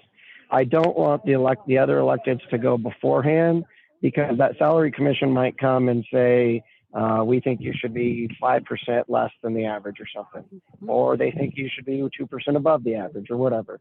I just say, if we're going to do the salary commission, it's not going to take too much more to add all the rest of them. Send the whole thing through it. Let the citizens or whoever serves on that make the decision, and we walk away. And if that's the easiest, cleanest way to do it, if people are afraid of there being risk, there's risk in everything. Well, we've already been around this circle 6 times, I think, with meetings, and we already have given out the information. We have exposed what these salaries would be and what they would do. And we have, a fair majority of who we've spoken to that was in favor, that even when we said we'd take a 1% discount because we considered our budgets and what's upcoming, they were okay with that. They were thankful to get to the level we were going to get. We know we're going to be facing a tougher budget season. They were okay to go that way and then be tied to the judges' salaries increases and move forward. And with all the work we've done, talking to them, presenting to them, discussing with them, and negotiating, how do we take that back now and say, well, no, we're going to change our mind now. We want to go back through salary commission, and you might be at risk. We don't know what will end up here. Because if we even give our suggestions, but yet turn it over, salary commission is their own being. And we're going to have to accept that they can make decisions.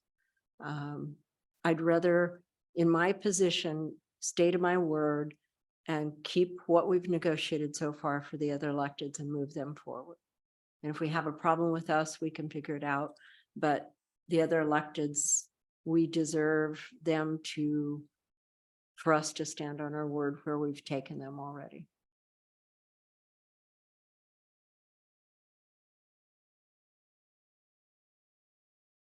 Closer. It's not beating a dead horse, but Maybe the issue today is about the public hearing and then this dialogue can continue. Well, I maybe at think the next public workshop. hearing's dead, but Well, unless you do a salary commission, then it's Correct. then it's mandated. If we do just the electeds and then can hash it out about the commissioners going through salary commission, then we can hash out that. Well, obviously, if we're going to commit to commissioners going salary commission, then you get a public hearing. The well, reason that- we would just draft the document to declare the salary commission. And with the stipulations that we put in it, and then that document would be the public hearing. Correct? On whether we adopt that document. We have boilerplates from Right. the other counties that have done it, so it's pretty. But I pretty do like consistent. the idea of Commissioner Anderson in there, that there's some wording in there that this is a one-time kind of a deal, set it and forget it and walk away until you're called on again, because I don't want the every year thing either. The reason I keep bringing it back is not to create more discussion, but the data was good July That's- 1, and farther we get away from that now, it's changed because those counties who are tied to the commission one way or the other, or tied to the judges, they've changed their salaries because they're July 1st. And those counties that do it other ways, they're the same for the whole fiscal year. So the farther we get out, the data starts to get messier, and we may have to update it, and it literally takes months with these other counties. We can do it, happy to do it, but the data is good today. It's starting to age a bit, but if we get too far down the road, the salary commission might say they're willing to take that snapshot in time, because it was a good snapshot in time that showed the averages. All the elected officials were below the averages. Yeah, and they just would have to look at it as, what if I was sitting here 5 months ago? Make your decision then, because the data is the same, you're just upping it, whatever a January- COLA percentage And then is. January 1st, it'll change for that other half of the counties that aren't linked to the Right, judges. so it's only ever good data for 6 months. Again, shouldn't be the overriding issue. It's just data is important. I mean, I agree, it would be nice if this was a unanimous consensus decision. But just like going the other way legislatively, it doesn't have to be. I kind of see both options as viable options. Where if I do it Lori's way, I'm legislatively giving pay raises to other electeds, which I really believe a salary commission should do. But if I do it Jake's way, which is kind of my way, I'm risking, or at least some of the electeds might think I'm risking their financial future. So I'm sensitive, very much sensitive to that. And with that, if I have to move one way or the other on my stance, I have to move in a direction that would hurt me and not the other electeds. And there's With that, I would have to side with Commissioner Zoller to give the other electeds the raise by resolution, and the commissioners by salary commission, and eat my pride and eat my principle to protect the other electeds. Is that something you can get behind, Commissioner Anderson?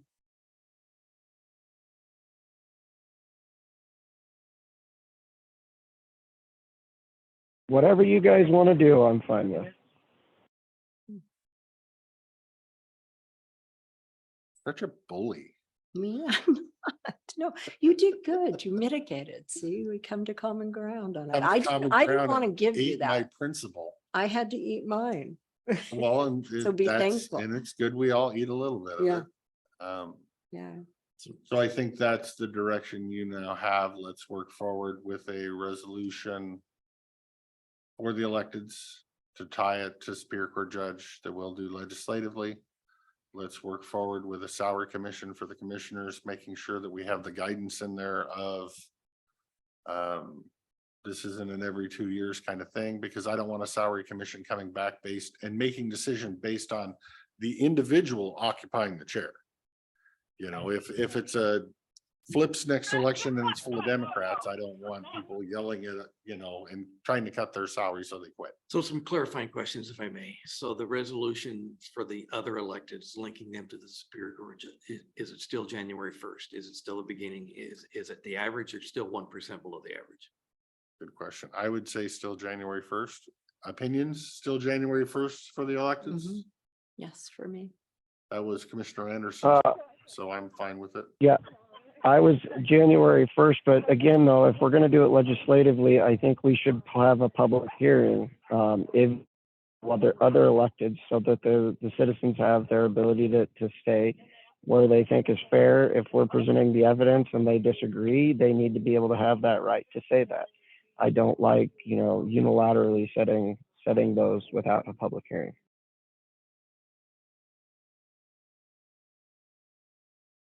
Well, for the other electeds, it essentially is not a pay raise.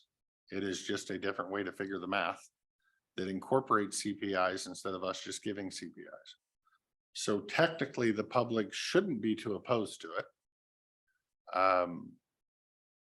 My only issue with the public hearing is waiting until the middle of budget time to do it. I can get behind the legislative, and I'll side with Lori on the legislative, and I can side with you. I'm okay on a public hearing as long as it's done sooner rather than later.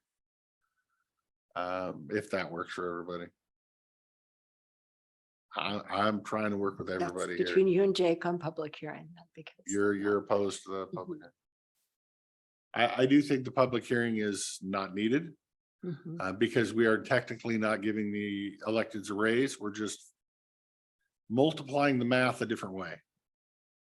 They're getting the same amount of money. It's just, it would hook up that the COLA takes place in July and not January 1st. I do believe the public hearing would be a waste, other than the educational part of it.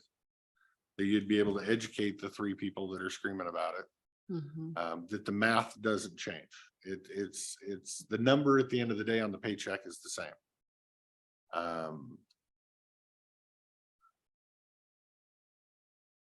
I thought the numbers did change, especially for the sheriff and the prosecuting attorney. Those numbers do change.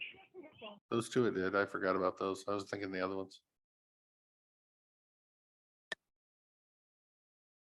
And at least if we do hold a public hearing, then the public can say, and if nobody shows up and speaks, then at least we have that to come back and say, well, we held a public hearing.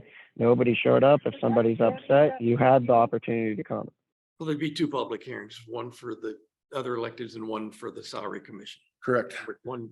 Okay. I'll give. Are you okay? See, Lori gave on that one. Isn't this working together thing really cool, Commissioner Anderson? We all give a little bit and don't get exactly what we want, but so it sounds like yes. I came in with the A, B, or C, and now it's all of the above. So you pick B, all of the above. That's what you give. That's what you get for giving us options. Yep. Well, that's why I don't want to kick the can down the road. Let's just work our way through this.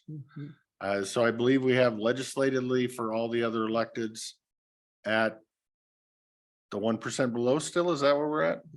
At the 1% below, effective January 1st, have a public hearing, and then come up with a resolution for the commissioners for a salary commission. Let me explore that one if I can. So I got the other electeds. So I'll work with Elisa on the resolutions that we gathered. I don't know, maybe Lee left them, but from the other counties using as a boilerplate. We'll work through that with the commissioners to get it to where you want it. And I'll reach out to the auditor, let her know that start the process. And so the auditor's part will be to set up the random selecting creating the commission. And then if you still want HR would staff the commission with the data we currently have. I would really like, and I don't know that it's even possible at this time, but my other hope is by doing it this way,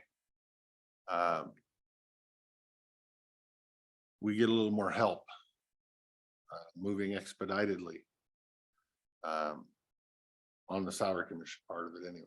So speaking of that, what is your time frame for the salary commission? As soon as possible before the end of the year? I would like as soon as possible. Get done. I believe the last time this was discussed with the auditor, it was up to 6 months to create. I'm not. The I haven't numbers talked to her. changed, but yes. Based on the information that we just arose and different timing, and now elections aren't taking place, and there may be some free time to move that schedule up. I'll reach out to the auditor, work with her on that, or as well as Yep. Elisa. Me and And then, yeah, let us make sure we take a look at the document for the salary commission, because I also want, like Commissioner Anderson, that it's written in a way that we don't hold a commission every 4 years. Because I don't feel there's a need to, and unless you're not tying it to the Superior Court judge's salary, which could make it a little more of a mess. But on this one, I would like it to be more of a something in there that they can figure out that they don't have to come back every 2 years. okay, Yeehaw. thank you. I think. I think so. Well, at least for now, the faster you work on that, nobody will change their mind in between, but. You're right on it. Thank you, Commissioner. Thank you for that, sir. Any other, does staff have anything for us that we? Did you guys get that text message from Jeff, that the fires jumped Dot Road? I did. Yeah, and I just asked him where. He said it's about a mile south of Nicholson Highway. So they're elevating the evacuation levels. Oh, wow.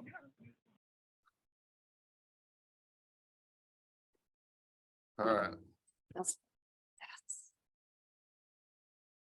With that, everybody needs to pause a second while I send a message. Mhm. I had a joke for you that I was gonna say, and then to keep it off the record though. I forget what it was. That's what I get for being a smart aleck. It went in and went out.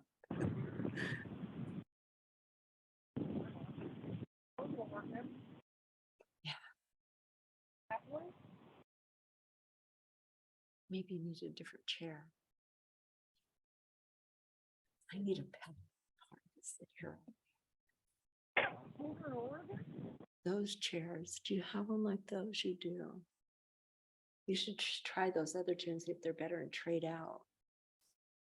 Sometimes I'm short. Okay, So my if message you is put a sent. pillow back here, it helps because I can never. Yeah, sit there's back. somebody in the line of that fire, one road farther east, about a mile south of the road. So I figured I'd send a message. Yeah.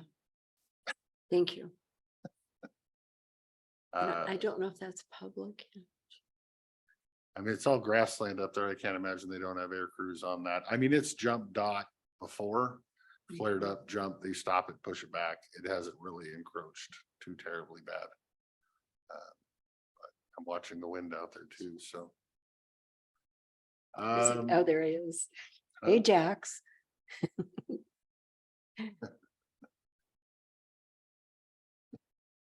Scooch back, he says. No. Jack says hi. Yeah, go be on vacation, sir, with your child. Any other good of the order here other than us just BSing, waiting for our public meeting tonight?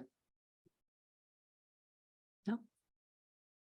Do we want to keep it open just to BS for the next 3 hours? I don't have. I'm anything. kidding. They don't want to be in here. Yeah, they're like, come on. Yeah, I don't have anything else for the good of the order if you're ready for a motion. Nothing for you? Yes. Okay. How to take a motion? Mr. Chairman, I would make a motion to adjourn the meeting, again noting that multiple commissioners will be in attendance at tonight's public meeting on the fire. I'll second. Okay, we have a motion and a second to adjourn. And we'll be attending that meeting tonight.